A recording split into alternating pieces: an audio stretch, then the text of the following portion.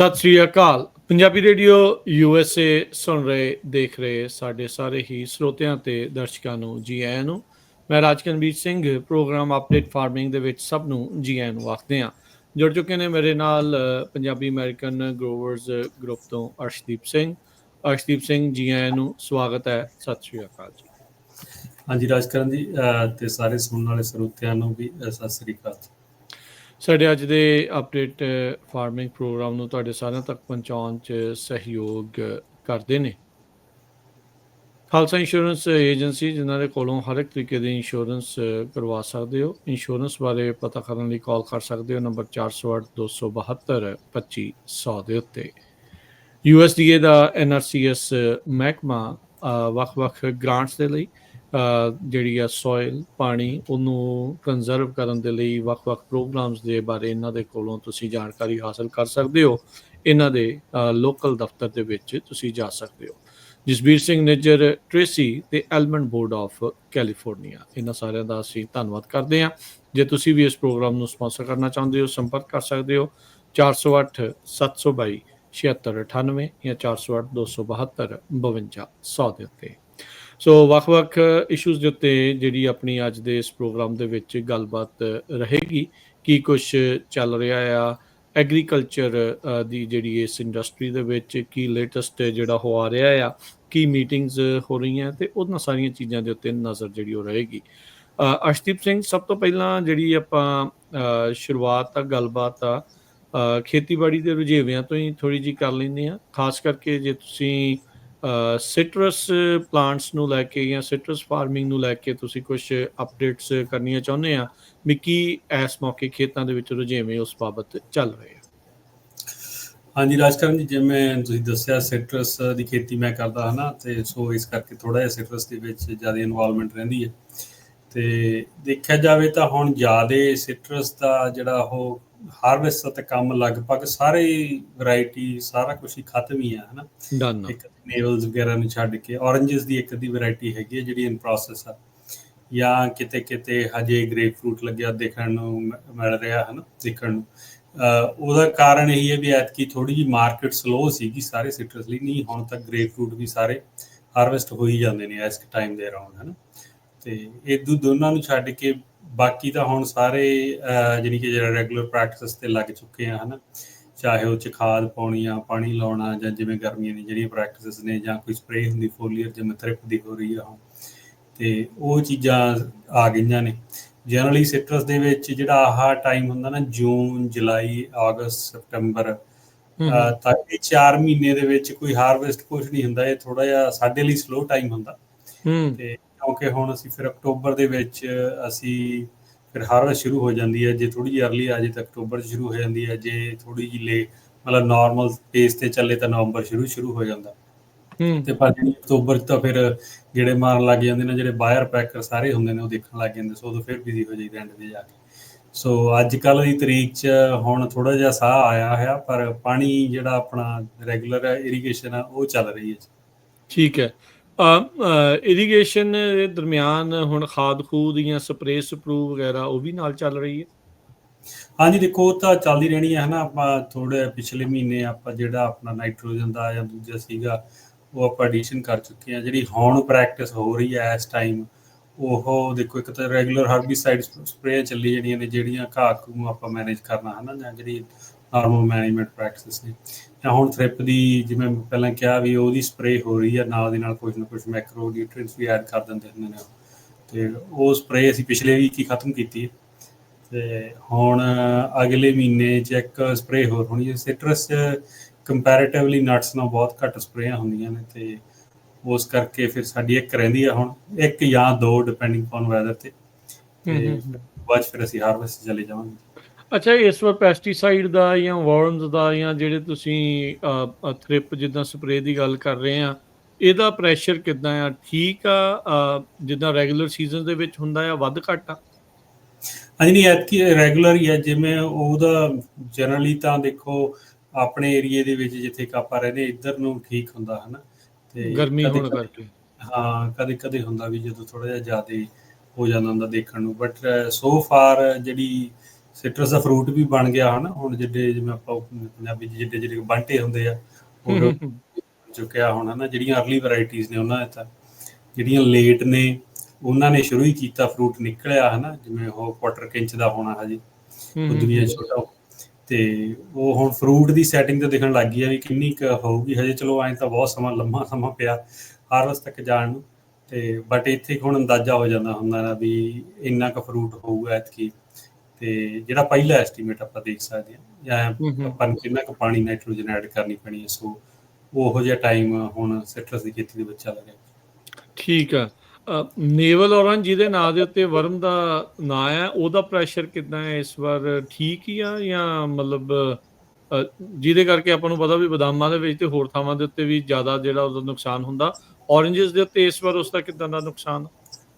ਨਹੀਂ ਜੀ, ਸਾਰਾ ਕੁਝ ਨਾਰਮਲ ਹੀ ਹੈ ਜੀ ਰਾਜਕਰਨ ਜੀ, ਕੋਈ ਇਹੋ ਜਿਹੀ ਐਤਕੀ ਗੱਲ ਨਹੀਂ ਦੇਖਣ ਨੂੰ ਮਿਲ ਰਹੀ ਜਿਹੜੀ ਓਕੇ, ਐਵਰੇਜ ਤੋਂ ਉੱਪਰ ਥੱਲੇ ਹੋਵੇ ਹਨਾ। ਕ੍ਰੌਪ ਸਗੋਂ ਜ਼ਿਆਦਾ ਵਧੀਆ ਲੱਗ ਰਹੀ ਹੈ, ਉਹ ਜਿੰਨੇ ਕੁ ਰੈਂਚਸ ਦੇ ਵਿੱਚ ਮੈਂ ਗਿਆ, ਹਾਲਾਂਕਿ ਮੈਂ ਸਾਰੀ ਇੰਡਸਟਰੀ ਲਈ ਨਹੀਂ ਗੱਲ ਕਰ ਸਕਦਾ ਕਿਉਂਕਿ ਡੇਟਾ ਆਪਣੇ ਕੋਲ ਨਹੀਂ ਹੁੰਦਾ ਹੈ ਨਾ ਇੰਨਾ, ਬਟ ਜਿੰਨੇ ਕੁ ਖੇਤਾਂ 'ਚ ਮੈਨੂੰ ਇੱਧਰ ਫਰੈਜ਼ਨੋ ਤੇ ਆਪਣੇ ਟਲੈਰੀ ਵਾਲੇ ਪਾਸੇ ਨੂੰ ਜਾਣ ਨੂੰ ਮੌਕਾ ਮਿਲਦਾ, ਉਹਨਾਂ ਦੇ ਵਿੱਚ ਪਿਛਲੇ ਸਾਲ ਜਿਵੇਂ ਕ੍ਰੌਪ ਲਾਈਟ ਸੀਗੀ ਹਨਾ, ਜਾਂ ਕ੍ਰੌਪ ਐਵਰੇਜ ਸੀਗੀ, ਬਟ ਸਾਈਜ਼ ਦਾ ਇਸ਼ੂ ਹੋ ਗਿਆ ਸੀਗਾ ਵਿੱਚ ਜਾ ਕੇ, ਗਰੋ ਨਹੀਂ ਕੀਤੀ ਸੀ।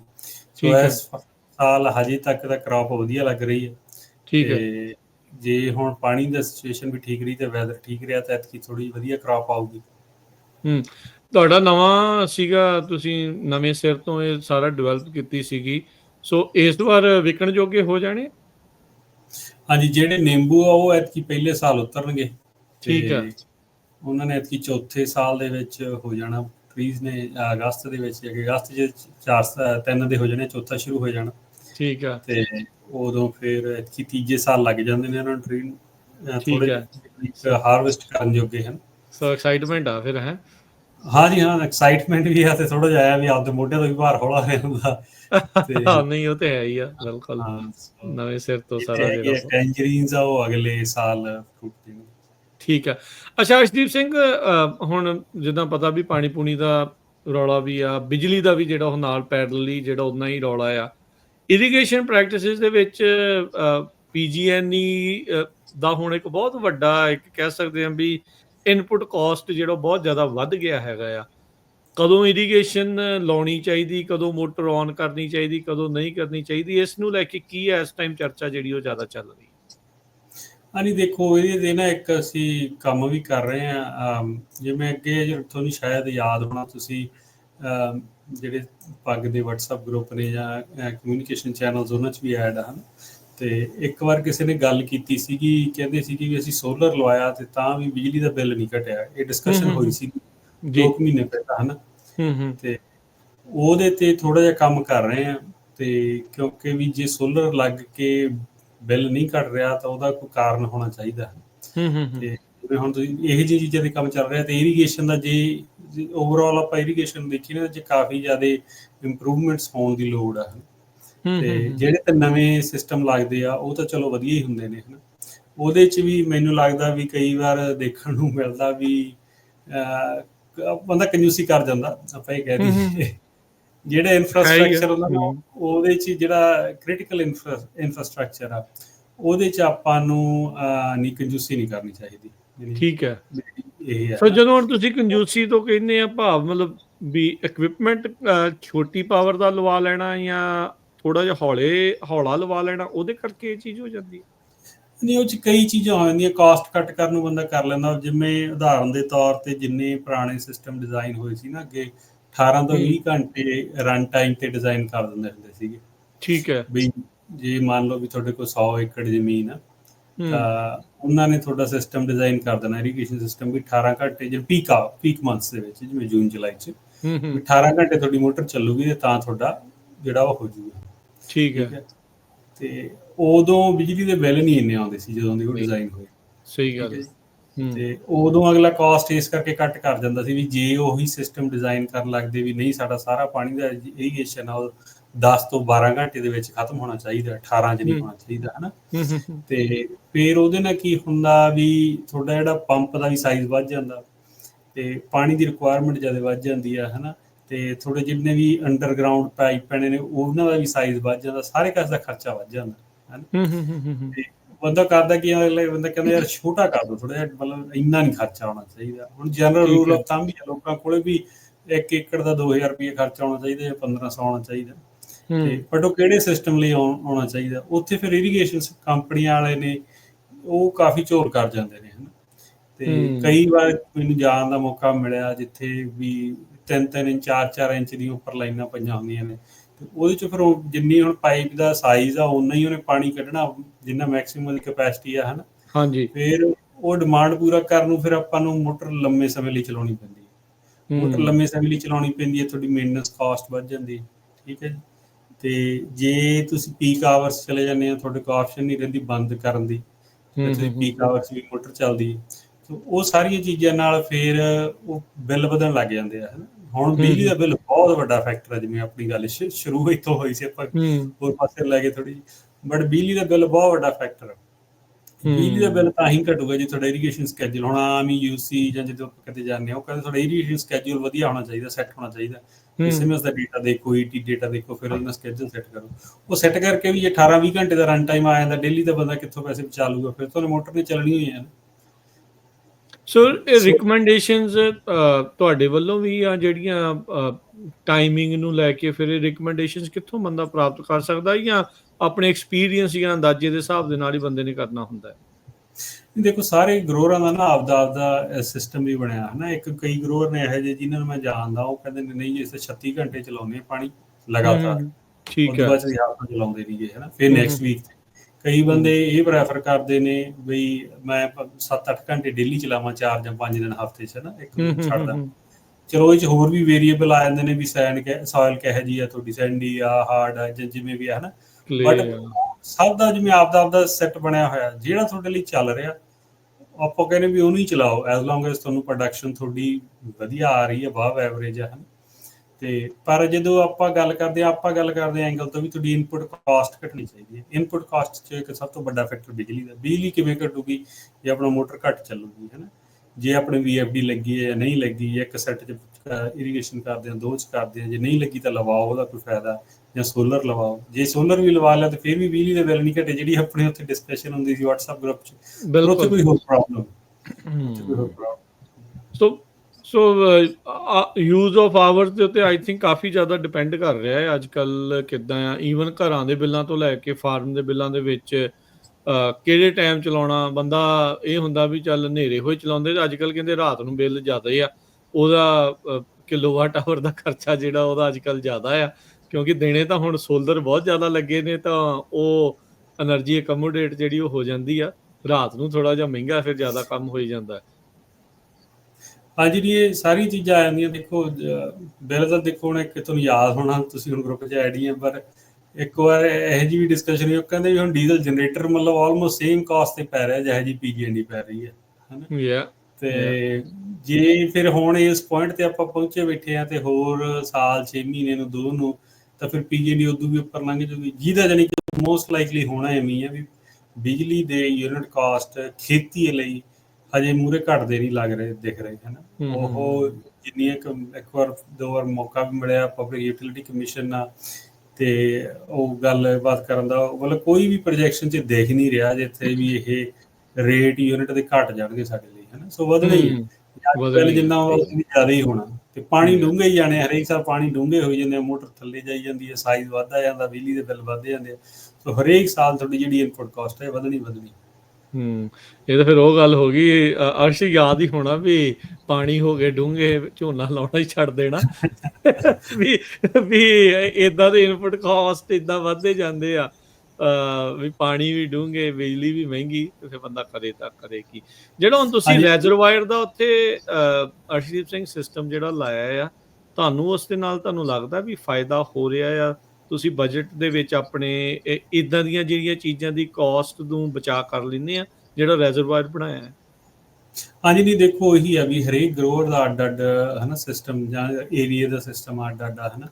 ਜੇ ਤੁਹਾਡੇ ਕੋਲ ਪਾਣੀ ਬਹੁਤਾਂਸ਼ 'ਚ ਆ ਤੇ ਤੁਸੀਂ ਲੈ ਸਕਦੇ ਆ, ਤਾਂ ਤੁਹਾਨੂੰ ਰੈਜ਼ਰਵਾਇਰ ਬਣਾ ਲੈਣਾ ਚਾਹੀਦਾ ਹੈ ਨਾ। ਤੇ ਜਾਂ ਤੁਹਾਨੂੰ ਹੋਰ ਕੀ ਕਰ ਸਕਦੇ, ਸੋਲਰ ਲਵਾ ਸਕਦੇ ਹੋ। ਬੇਸਿਕਲੀ ਬੰਦੇ ਨੂੰ ਨਾ ਆਪਦਾ ਜਿਹੜਾ ਸਿਸਟਮ ਆ ਸਾਰਾ, ਉਹ ਰਿਵਿਊ ਕਰਨਾ ਚਾਹੀਦਾ ਵੀ ਕਿੱਥੇ ਠੀਕ ਕਿੱਥੇ ਹੈ। ਕਾਸਟ ਕੱਟ ਕਰਨੀ ਹੋਰ ਹੁੰਦੀ ਹੈ, ਸੇਵ ਕਰਨੀ ਹੋਰ ਹੈ ਨਾ। ਆਪਾਂ ਹੂੰ। ਕਾਰਨਰ ਨਾ ਕੱਟ ਕਰੀਏ ਵੀ ਇੱਥੋਂ ਵੀ ਪੈਸੇ ਬਚਾ ਲਈਏ ਉੱਧਰੋਂ ਵੀ ਬਚਾ ਲਈਏ, ਤੇ ਪਰ ਕੋਸ਼ਿਸ਼ ਇਹ ਕਰੀਏ ਵੀ ਆਪਣੇ ਇਨਫਰਾਸਟਰਕਚਰ ਤੇ ਇਵੇਂ ਦੀ ਇਨਵੈਸਟਮੈਂਟ ਹੋਵੇ ਤਾਂ ਕਿ ਜਿਹੜੀਆਂ ਆਪਣੀਆਂ ਇਨਪੁਟ ਕਾਸਟ ਅੱਜ ਲਈ ਨਹੀਂ ਹਮੇਸ਼ਾ ਲਈ ਘਟਣਾ ਹੋ, ਘਟਣ। ਤਾਂ ਹੀ ਆਪਾਂ ਬਿਜ਼ਨਸ ਰਹਿ ਸਕਦੇ ਹਾਂ। ਜੀ। ਅੱਛਾ ਅਰਸ਼ਦੀਪ ਸਿੰਘ, ਹੁਣ ਆਪਾਂ ਥੋੜਾ ਜਿਹਾ ਮਸਲੇ ਨੂੰ ਬਦਲਦੇ ਹੋਏ ਦੂਜੇ ਪਾਸੇ ਨੂੰ ਰੁੱਖ ਜਿਹੜਾ ਉਹ ਕਰਦੇ ਆ, ਮੀਟਿੰਗਸ ਨੂੰ ਲੈ ਕੇ, ਪਾਲਿਸੀਜ਼ ਨੂੰ ਲੈ ਕੇ ਜਿਹੜੀ ਉਹ ਗੱਲ ਕਰਦੇ ਆ। ਤੁਹਾਨੂੰ ਪੰਜਾਬੀ ਅਮਰੀਕਨ ਗਰੋਵਰਸ ਗਰੁੱਪ ਵੱਲੋਂ, ਪੱਗ ਦੇ ਗਰੁੱਪ ਵੱਲੋਂ ਵੱਖ-ਵੱਖ ਹੋਰ ਮੀਟਿੰਗਸ 'ਚ ਜਾਣ ਦਾ ਮੌਕਾ ਮਿਲਿਆ। CDFA ਦੀ, ABC ਦੀ, FID ਦੀ, CID ਦੀ ਇਲੈਕਸ਼ਨ ਨੂੰ ਜਿਹੜਾ ਉਹ ਲੈ ਕੇ ਕੀ ਅਪਡੇਟਸ ਆ? ਸ਼ੁਰੂਆਤ ਆਪਾਂ CDFA ਦੀ ਮੀਟਿੰਗ ਤੋਂ ਜਿਹੜੀ ਉਹ ਕਰਦੇ ਆ। ਜਿਹੜੀ ਕੈਲੀਫੋਰਨੀਆ ਦੀ ਜਿਹੜੀ ਇਹ ਮੀਟਿੰਗ ਆ, CDFA ਦੀ ਮੀਟਿੰਗ, ਇਸ ਵਾਰ ਕਿਸ ਬਾਬਤ ਸੀਗੀ ਤੇ ਕੀ ਉੱਥੇ ਚਰਚਾਵਾਂ ਜਿਹੜੀਆਂ ਤੁਸੀਂ ਸੁਣੀਆਂ?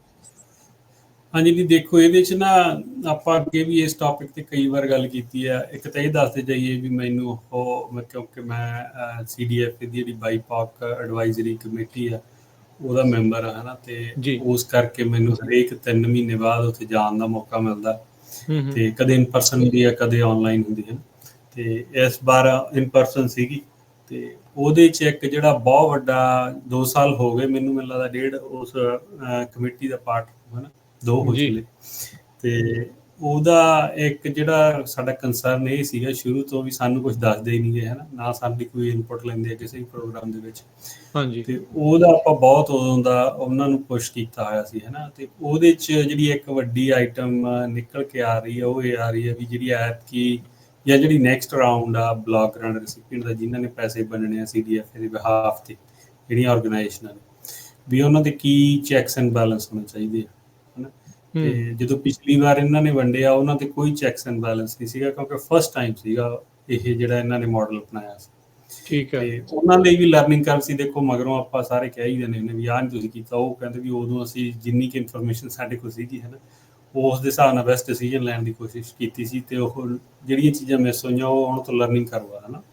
ਜਿਵੇਂ ਉਦਾਹਰਨ ਦੇ ਤੌਰ ਤੇ ਵੀ ਸਾਰੀ ਜਿਹੜੀ ਸਟੇਟ 'ਚੋਂ ਸਵੀਪ ਦੇ 2 ਕਾਊਂਟੀਆਂ ਨੂੰ ਪੈਸੇ ਨਹੀਂ ਮਿਲੇ ਸੀਗੇ, ਫਰੈਜ਼ਨੋ ਤੇ ਟਲੈਰੀ ਨੂੰ, ਹੈ ਨਾ।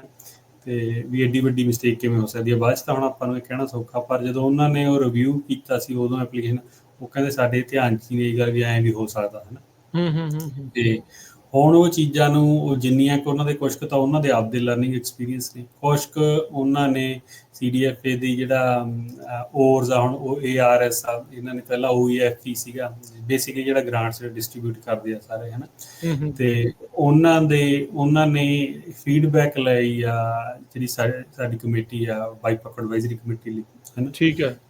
ਉਹਦੇ ਲਈ ਪੁੱਛਿਆ ਸੀ ਵੀ ਤੁਹਾਡੀਆਂ ਕੀ ਰੈਕਮੈਂਡੇਸ਼ਨ ਸੀ। ਉਹਦੇ ਲਈ ਅਸੀਂ ਪਿਛਲੇ ਮਹੀਨੇ 1.5 ਮਹੀਨੇ ਤੋਂ ਕਾਫੀ ਮੀਟਿੰਗਸ ਕਰਕੇ ਇੱਕ ਡਰਾਫਟ ਤਿਆਰ ਕੀਤਾ।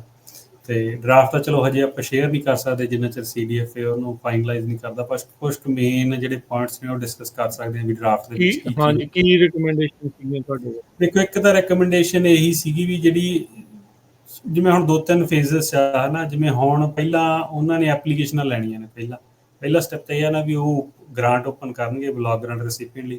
ਉਹ ਕਹਿਣਗੇ ਵੀ ਭਾਈ ਕਿਹੜੀ ਆਰਗੇਨਾਈਜੇਸ਼ਨਸ ਵਿਲਿੰਗ ਨੇ ਉਹ ਐਪਲੀਕੇਸ਼ਨਾਂ ਭਰੋ, ਹੈ ਨਾ। ਠੀਕ ਹੈ। ਤੇ ਉਹਦੇ 'ਚ ਇੱਕ ਤਾਂ ਸਭ ਤੋਂ ਵੱਡਾ ਤਾਂ ਇਹੀ ਆ ਗਿਆ ਸੀਗਾ ਵੀ ਜਿਹੜੀ ਪ੍ਰੀ ਐਪਲੀਕੇਸ਼ਨ ਆ ਜਿਹੜੀ, ਉਹਦੇ 'ਚ ਤੁਸੀਂ ਮੇਕ ਸ਼ੋਰ ਕਰੋ ਵੀ ਜਿਓਗ੍ਰਾਫਿਕਲੀ ਸਾਰੇ ਏਰੀਏ ਕਵਰ ਹੋ ਜਾਣ। ਓਕੇ। ਜਿਵੇਂ ਪਿਛਲੀ ਵਾਰ ਆਪਣੀਆਂ 1 ਜਾਂ 2 ਕਾਊਂਟੀਆਂ ਰਹਿ ਗਈਆਂ, ਉਹ ਹੁਣ ਰਹਿਣ, ਹੈ ਨਾ। ਤੇ ਇੱਕ ਤਾਂ ਇਹ ਸੀਗਾ, ਜਾਂ ਵੀ ਜਿਹੜਾ ਤੁਸੀਂ ਪ੍ਰੋਗਰਾਮ ਆ ਉਹ ਅੰਡਰਸਰਵਡ ਪ੍ਰੋਡਿਊਸਰਸ ਨੇ ਉਹਨਾਂ ਨੂੰ ਨਾਨ ਟੈਕਨੀਕਲ ਲੈਂਗੁਏਜ 'ਚ ਉਹਦੀ ਇਨਫੋਰਮੇਸ਼ਨ ਦਿਓ, ਰਾਦਰ ਕੇ ਤੁਸੀਂ ਫਲਾਇਰ ਜਾਂ ਸਟੈਂਡਰਡ ਜਿਹਾ ਬਣਾ ਕੇ ਭੇਜ ਦਿੰਦੇ ਹੋ, ਨਾ ਕਿਸੇ ਨੂੰ ਸਮਝ ਆਉਂਦਾ ਨਾ ਕਰਦਾ, ਹੈ ਨਾ। ਅਨਲੈਸ ਕਿ ਕੋਈ ਸਾਡੇ ਵਰਗਾ ਬੰਦਾ ਉਹਨੂੰ ਕਰਕੇ ਪੂਰਾ ਦੱਸੇ ਵੀ ਰੋਡ ਕਰ ਲਈ। ਹਾਂ, ਤੇ ਜਿਹੜੇ ਟੈਕਨੋਲੋਜੀ ਦੇ ਕੀ ਬੈਰੀਅਰਸ ਨੇ ਉਹ ਵੀ ਉਹ ਟੈਕਨੋਲੋਜੀ ਨੂੰ ਤੁਸੀਂ ਜ਼ਿਆਦਾ ਦਿਓ, ਅਹਿਮੀਅਤ ਦਿਓ, ਹੈ ਨਾ। ਪ੍ਰੋਸੈਸ ਹੀ ਦਿਓ ਪਹਿਲਾਂ ਹੀ। ਤੇ ਇੱਕ ਉਹਨਾਂ ਨੂੰ ਕਿਹਾ ਸੀਗਾ ਵੀ ਜਿਹੜੇ ਪੁਰਾਣੇ ਜਿਹੜੇ ਜਿਨ੍ਹਾਂ ਨੂੰ ਮਿਲੀ ਆ ਨਾ ਉਹਨਾਂ ਦਾ ਰਿਵਿਊ ਕਰੋ, ਉਹਨਾਂ ਦੀ ਸਕੋਰਿੰਗ ਕਰੋ ਵੀ ਕਿਹਨੇ ਵਧੀਆ ਕੰਮ ਕੀਤਾ, ਕਿਹਨੇ ਨਹੀਂ ਕੀਤਾ। ਜਿਨ੍ਹਾਂ ਨੇ ਵਧੀਆ ਕੰਮ ਨਹੀਂ ਕੀਤਾ ਉਹਨਾਂ ਨੂੰ ਦੁਬਾਰੇ ਪੈਸੇ ਨਾ ਦਿਓ। Make sense. ਹੈਗੀਆਂ ਨੇ ਬਹੁਤ ਆਰਗੇਨਾਈਜੇਸ਼ਨਾਂ ਹੈਗੀਆਂ ਜਿਨ੍ਹਾਂ ਨੇ ਗ੍ਰਾਂਟ ਰਾਈਟਰ ਹਾਇਰ ਕਰਕੇ ਵਧੀਆ ਗ੍ਰਾਂਟ ਲਿਖ ਕੇ ਪੈਸੇ ਲੈ ਲਏ, ਮਗਰ ਵੰਡ ਹੋਏ ਨਹੀਂ ਉਹਨਾਂ ਤੋਂ, ਹੈ ਨਾ। ਦੇ ਆਰ ਸਟਿਲ ਸਟਰਗਲਿੰਗ, ਹੈ ਨਾ। ਕੁਛ ਕੁ ਤਾਂ ਆਪਾਂ ਵੀ ਹੈਲਪ ਕਰ ਰਹੇ ਹਾਂ, ਹੈ ਨਾ। ਹੈਲਪ ਕਰ ਰਹੇ ਹਾਂ ਇਨ ਦਾ ਸੈਂਸ ਵੀ ਚਲੋ ਆਪਣੇ ਗਰੋਰਾਂ ਦਾ ਹੀ ਫਾਇਦਾ ਹੁੰਦਾ, ਉਹ ਆਪਣੇ ਗਰੋਰਾਂ ਨੂੰ ਪੈਸੇ ਦਿੰਦੇ ਆ, ਬਟ ਉਹਨਾਂ ਦੇ ਪੈਸੇ ਵੰਡ ਹੀ ਨਹੀਂ ਹੋ ਰਹੇ ਸੀ। $5 ਮਿਲੀਅਨ ਲੈ ਕੇ ਬਹਿ ਗਏ ਤੇ ਪੈਸੇ ਵੰਡ ਨਹੀਂ ਹੋ ਰਹੇ, ਕੋਈ ਬੰਦਾ ਨਹੀਂ ਹੈ ਤੇ ਫਿਰ ਨਾ ਉਹ ਕੋਈ ਵਾਪਸ ਸਟਾਫ ਕਰਨੇ ਆ। ਪੈਂਦੇ ਆ ਜਾਂ ਕਿੱਥੇ ਜਾਂਦੇ ਨੇ ਉਹ? ਨਹੀਂ, ਵਾਪਸ ਤਾਂ ਹੁਣ ਚੱਕਰ ਤਾਂ ਇਹੀ ਹੈ ਵੀ ਇਹਨਾਂ ਨੇ ਆਪਸ਼ਨ ਹੀ ਨਹੀਂ ਰੱਖੀ ਸੀ, ਉਹਨਾਂ ਨੂੰ ਕੋਈ ਟਾਈਮ ਲਿਮਿਟ ਹੀ ਨਹੀਂ ਦਿੱਤੀ ਸੀਗੀ ਵੀ ਤੁਸੀਂ ਅੱਛਾ, ਇੰਨੇ ਟਾਈਮ ਜਿੰਨੇ 'ਚ ਚਿਰ ਮਰਜ਼ੀ ਵੰਡੀ ਜਾਓ। 3 ਸਾਲ ਦਾ ਪ੍ਰੋਗਰਾਮ ਸੀਗਾ, ਪਿਛਲੇ ਸਾਲ 'ਚ ਜਿਹੜੇ ਨਹੀਂ ਹੋਏ ਉਹ ਅਗਲੇ ਸਾਲ 'ਚ ਲੈ ਜਾਂਦੇ, ਹੁਣ ਉਦੋਂ ਅਗਲੇ ਸਾਲ 'ਚ ਖੁੱਲ੍ਹਾ ਹੀ ਸੀਗਾ ਕੰਮ ਪਿਛਲੀ ਵਾਰ ਬਹੁਤ ਜ਼ਿਆਦਾ। ਨਜ਼ਾਰਾ ਹੀ ਸੀ। ਹਾਂ, ਸੋ ਉਹੀ ਚੀਜ਼ਾਂ ਐਤਕੀ ਜਿਹੜੀਆਂ, ਇੱਕ ਤਾਂ ਇਹ ਇਹਨਾਂ ਲਈ ਪੁਸ਼ ਕੀਤਾ ਉਹਨਾਂ ਨੂੰ, ਹਨਾ। ਦੂਜਾ ਉਹਨਾਂ ਨੂੰ ਕਿਹਾ ਸੀਗਾ ਵੀ ਜਿਹੜਾ ਨਾ ਵੀ ਤੁਸੀਂ ਗਰੋਰਾਂ ਤੋਂ ਸਿੱਧੀ ਫੀਡਬੈਕ ਲਓ ਜੀ, ਹਨਾ, ਤੇ ਇੱਕ ਜਿਹੜੀ ਐਪਲੀਕੇਸ਼ਨ ਤੁਸੀਂ ਲੈਣੀ ਹੈ ਕਿਸੇ ਤੋਂ, ਕੋਈ ਲੈਂਦਾ, ਉਹਦੀ ਕੱਲੀ ਐਪਲੀਕੇਸ਼ਨ ਤੇ ਡਿਪੈਂਡੈਂਟ ਨਾ ਰਹੋ, ਉਹਨਾਂ ਕੋਲ ਵੀ ਸਪੋਰਟ ਲੈਟਰਸ ਲੈ ਕੇ ਆਓ, ਅੱਛਾ। ਲੋਕਲ ਨਾਨ ਪ੍ਰੋਫਿਟਸ ਦੀਆਂ, ਲੋਕਲ ਕਾਊਂਟੀਜ਼ ਦੀਆਂ, ਵੀ ਤੁਹਾਡੀ ਕੋਈ ਐਗਜ਼ਿਸਟੈਂਸ ਵੀ ਹੈਗੀ ਹੈ, ਕਿਉਂਕਿ ਕਈ ਆਰਗੇਨਾਈਜੇਸ਼ਨਾਂ ਇਹੋ ਜਿਹੀਆਂ ਜਿਹੜੀਆਂ ਐਵੇਂ 2-4 ਬੰਦੇ ਆਫਿਸ 'ਚ ਬੈਠੇ ਉਹਨਾਂ ਨੇ ਲੈ ਲਈਆਂ ਕਿਸੇ ਤਰੀਕੇ ਨਾਲ।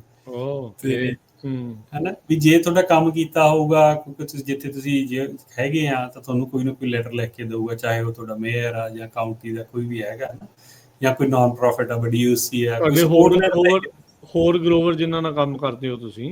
ਹਾਂ, ਤੇ ਉਹੋ ਜਿਹੀਆਂ ਚੀਜ਼ਾਂ ਲਈ ਉਹਨਾਂ ਨੂੰ ਕਿਹਾ ਸੀਗਾ ਵੀ ਤੁਸੀਂ ਐਡ ਕਰੋ, ਹਨਾ। ਤੇ ਦੂਜਾ ਜਿਹੜੀ ਪ੍ਰੋਸੈਸ ਆ ਵੀ ਉਹਨਾਂ ਨੂੰ ਕਿਹਾ ਸੀ, ਮੈਂ ਕਿਹਾ ਵੀ ਸਟੈਂਡਰਡਾਈਜ਼ ਕਰੋ ਤੁਸੀਂ, ਵੀ ਤੁਸੀਂ CDFA ਦੱਸੇ। ਹੁਣ ਜਿਵੇਂ ਉਦਾਹਰਨ ਦੇ ਤੌਰ ਤੇ ਇਹ ਆ ਵੀ ਜਿਹੜੇ ਡਾਕੂਮੈਂਟੇਸ਼ਨ ਹੁੰਦੀ ਆ ਵੈਰੀਫਿਕੇਸ਼ਨ ਲਈ, ਉਹ ਵੀ ਸਟੈਂਡਰਡਾਈਜ਼ ਨਹੀਂ। ਕਈ ਬੰਦੇ ਕੁਝ ਵੀ ਨਹੀਂ ਮੰਗਦੇ, ਉਹ ਕਹਿੰਦੇ ਨੇ ਵੀ ਜੋ ਗਰੋਵਰ ਨੇ ਕਹਿਤਾ ਠੀਕ ਆ। ਕਈ ਕਹਿੰਦੇ ਨੇ ਜੀ ਇਹਦੀਆਂ ਫੋਟੋਆਂ ਲਿਆਓ, ਜੀ ਫੋਟੋਆਂ ਵੀ ਜੀਓ ਟੈਗ ਲਿਆਓ। ਹੁਣ ਜੀਓ ਟੈਗ ਫੋਟੋ ਜਿਹਦਾ ਫਲੱਡ ਹੋਇਆ ਸੀ 3 ਸਾਲ ਪਹਿਲਾਂ, ਉਹ ਕਿਹਨੇ ਖਿੱਚੀ ਹੈ, ਹਨਾ। ਤੇ ਫਿਰ ਉਹ ਜੋ ਕਦੀਆਂ ਫੋਟੋਆਂ ਨਹੀਂ ਕਈ ਮੰਨਦੇ, ਉਹ ਕਹਿੰਦੇ ਤੁਸੀਂ ਕੋਈ ਨਾ ਕੋਈ ਜਿਹੜੀ ਲੋਕਲ ਕਾਊਂਟੀ ਤੋਂ ਜਾਂ ਕੁਛ ਲਿਆਓ ਜਿੱਥੇ ਲਿਖਿਆ। ਸਭ ਦੀਆਂ ਆਪਦੀਆਂ ਰਿਕੁਆਇਰਮੈਂਟਸ ਨੇ। ਉਹਨਾਂ ਨੇ ਕਿਹਾ ਸੀ ਕਿ ਵੀ ਜਿਹੜੀ ਇਹ ਚੀਜ਼ ਹੈ ਨਾ, ਇਹ ਸਟੈਂਡਰਡਾਈਜ਼ ਹੋਣੀ ਚਾਹੀਦੀ ਹੈ CDFA ਤੋਂ। ਤੇ ਦੂਜਾ, ਇੱਕ ਗਰੋਰ ਆਪਣਾ ਇਹੋ ਜਿਹਾ ਹੈ ਕਿ ਜਿਹਨੂੰ ਗ੍ਰਾਂਟ ਆਪਾਂ ਦਵਾਈ ਸੀਗੀ ਹੈਲਥੀ ਸੋਇਲ ਦੀ, ਉਹਨੇ ਦਸੰਬਰ ਜਨਵਰੀ 'ਚ ਮੈਨੂੰ ਲੱਗਦਾ ਉਹਨੇ ਉਹ ਸਪਰੈਡ ਕਰਕੇ ਸਾਰਾ ਕੁਝ ਕੰਪੋਸਟ ਤੇ ਉਹਨਾਂ ਨੂੰ ਬਿੱਲ ਭੇਜਤਾ। ਉਹ ਕਹਿੰਦੇ ਹੁਣ ਅਸੀਂ ਇਹ ਬਿੱਲ ਅਸੀਂ ਕੁਆਟਰਲੀ ਕਰਦੇ ਹਾਂ ਤੇ ਅਪ੍ਰੈਲ 'ਚ ਜਾ ਕੇ ਇਹਨੂੰ ਰਿਵਿਊ ਕਰਾਂਗੇ, ਵੀ ਮਾਰਚ 31 ਤੱਕ ਡੈਡਲਾਈਨ ਹੈ, ਸਾਰੇ ਐਪਲੀਕੇਸ਼ਨਾਂ ਇਕੱਠੀਆਂ ਹੋਣਗੀਆਂ, ਫਿਰ ਅਪ੍ਰੈਲ 'ਚ ਰਿਵਿਊ ਕਰਾਂਗੇ। ਅਪ੍ਰੈਲ 'ਚ ਰਿਵਿਊ ਕੀਤੀ ਉਹਦੀ ਸਾਰੀ, ਉਹ ਕਹਿੰਦੇ ਵੀ ਠੀਕ ਆ, ਓਕੇ ਆ, ਬਸ ਸਾਈਨ ਕਰਤੇ ਆ, ਇੰਨੇ ਤੈਨੂੰ ਪੈਸੇ ਮਿਲਣੇ। ਹੁਣ ਅਸੀਂ CDFA ਨੂੰ ਭੇਜਤੇ, ਹੁਣ CDFA ਨੇ 45 ਦਿਨ ਲਾਉਣੇ ਆ, ਸੋ ਉਹਨੂੰ ਉਹ 6 ਮਹੀਨੇ ਬਾਅਦ ਪੈਸੇ ਮਿਲਣੇ ਆ। ਤੇ ਉਹ ਕਹਿੰਦਾ ਵੀ ਮੈਂ ਆਪਦੇ ਜਿਹੜੇ ਪੈਸੇ ਹੁਣ ਜਿੱਥੋਂ ਕੰਪੋਸਟ ਖਰੀਦੀ ਸੀ, ਕਹਿੰਦਾ ਉਹਨਾਂ ਨੂੰ ਮੈਂ ਆਪਦੀ ਲਾਈਨ ਆਫ ਕ੍ਰੈਡਿਟ 'ਚ ਵਿਆਜ ਤੋਂ ਪੈਸੇ ਚੱਕ ਕੇ ਦਿੱਤੇ। ਕਹਿੰਦਾ ਮੈਨੂੰ ਇਹਦਾ ਕੀ ਫਾਇਦਾ ਹੋਇਆ। ਤੇ ਉਹਦੀ ਗੱਲ ਇਹ ਸਹੀ ਹੈ ਜਮਾਂ, ਹਨਾ। ਤੇ ਇਹੀ ਗੱਲਾਂ ਇਹਨਾਂ ਨੂੰ ਕਹੀਆਂ ਸੀਗੀਆਂ ਵੀ ਇਹ ਕੀ ਗੱਲ ਆ, ਤੂੰ ਆਪਦੀ ਮਰਜ਼ੀ ਨਾਲ ਚੱਲਦੇ ਆ। ਤੇ ਕਈ ਇਹੋ ਜਿਹੇ ਹੈਗੇ ਨੇ ਆਰਗੇਨਾਈਜੇਸ਼ਨਾਂ ਜਿਨ੍ਹਾਂ ਨੇ 45 ਦਿਨ ਦੇ ਵਿੱਚ ਸਾਰਾ ਹੀ ਪ੍ਰੋਸੈਸ ਕੰਪਲੀਟ ਕਰਕੇ ਪੈਸੇ ਵੀ ਦੇਤੇ। ਠੀਕ ਹੈ। ਮੈਂ ਉਹਨਾਂ ਨੂੰ ਕਿਹਾ ਸੀਗਾ ਵੀ ਤੁਸੀਂ ਜਿਹੜੀਆਂ ਟਾਈਮ ਲਾਈਨਸ ਆ CDFA ਸੈੱਟ ਕਰੇ, ਇੰਨੀ ਤੋਂ ਇੰਨੀ ਤਰੀਕ ਦੇ ਵਿੱਚ ਜਿਹੜੇ ਤੁਹਾਨੂੰ ਫੰਡ ਆ ਉਹ ਸਾਰੇ ਡਿਸਟਰੀਬਿਊਟ ਹੋਣੇ ਚਾਹੀਦੇ ਆ। ਇੰਨੀ ਤੋਂ ਇੰਨੀ ਤੁਹਾਡੇ ਕੋਲ ਟਾਈਮ ਆ, ਤੁਹਾਡਾ ਗਰੋਅਰ ਤੁਹਾਡੇ ਕੋਲ ਫਾਈਨਲ ਰਿਪੋਰਟ ਦਿੰਦਾ ਕਿ ਇਹ ਆਈਟਮ ਦੀ ਮੈਂ ਕੰਪਲੀਟ ਕਰਤੀ। ਵਿਦਨ 30 ਡੇਜ਼ ਤੁਸੀਂ ਆਪਦਾ ਪ੍ਰੋਸੈਸ ਕਰੋ, ਵਿਦਨ 45 ਡੇਜ਼ ਉਹ ਕਰੇ। ਘੱਟੋ ਘੱਟ ਸਟੈਂਡਰਡਾਈਜ਼ ਤਾਂ ਹੋਵੇ ਨਾ ਪ੍ਰੋਸੈਸ, ਜਿੰਨੇ ਵੀ ਨੰਬਰ ਨੇ ਬੈਂਚਮਾਰਕ ਕਰ ਦੋ। ਬੈਂਚਮਾਰਕ ਕਰ ਦੋ, ਤੁਸੀਂ ਓਪਨ ਨਾ ਛੱਡੋ। 6-6 ਮਹੀਨੇ ਲੇਟ ਹੋ ਰਹੇ ਪੈਸੇ, ਐਂ ਥੋੜੀ ਹੋ ਸਕਦਾ। ਕਿੱਦਾਂ ਸਰਵਾਈਵ ਕਰੂਗਾ, ਹਰ ਇੱਕ ਦੇ ਕੋਲੋਂ ਪਹੁੰਚ ਨਹੀਂ ਹੁੰਦੀ। ਫਿਰ ਕਈ ਬਲੌਗਰਾਂ ਰੈਸਿਪੀਐਂਟਸ ਨੇ ਇਹ ਦਿੱਤੀ ਸੀਗੀ ਆਪਸ਼ਨ ਵੀ ਤੁਸੀਂ ਡਾਊਨ ਪੇਮੈਂਟ ਲੈ ਲਓ, ਹਨਾ, ਖਰਚੇ ਲਈ। ਕਈ ਕਹਿੰਦੇ ਵੀ ਨਹੀਂ ਸਾਡੇ ਕੋਲ ਮੀਨਸ ਹੀ ਹੈ ਨਹੀਂ, ਸਾਡਾ ਕੰਮ ਵੱਧ ਜਾਂਦਾ। ਸੋ ਮੈਂ ਕਿਹਾ ਵੀ ਇਹ ਚੋਇਸ ਤੁਹਾਡੇ ਕੋਲ ਨਹੀਂ ਹੋਣੀ ਚਾਹੀਦੀ। ਇਹ ਚੋਇਸ CDFA ਜਦੋਂ ਅਲਾਓ ਕਰਦੀ ਆ 25% ਤੁਸੀਂ ਡਾਊਨ ਰਿਕੁਐਸਟ ਕਰ ਸਕਦੇ ਆ, ਤਾਂ ਫਿਰ ਤੁਸੀਂ ਕੌਣ ਡਿਨਾਈ ਕਰਨ ਵਾਲੇ, ਹਨਾ।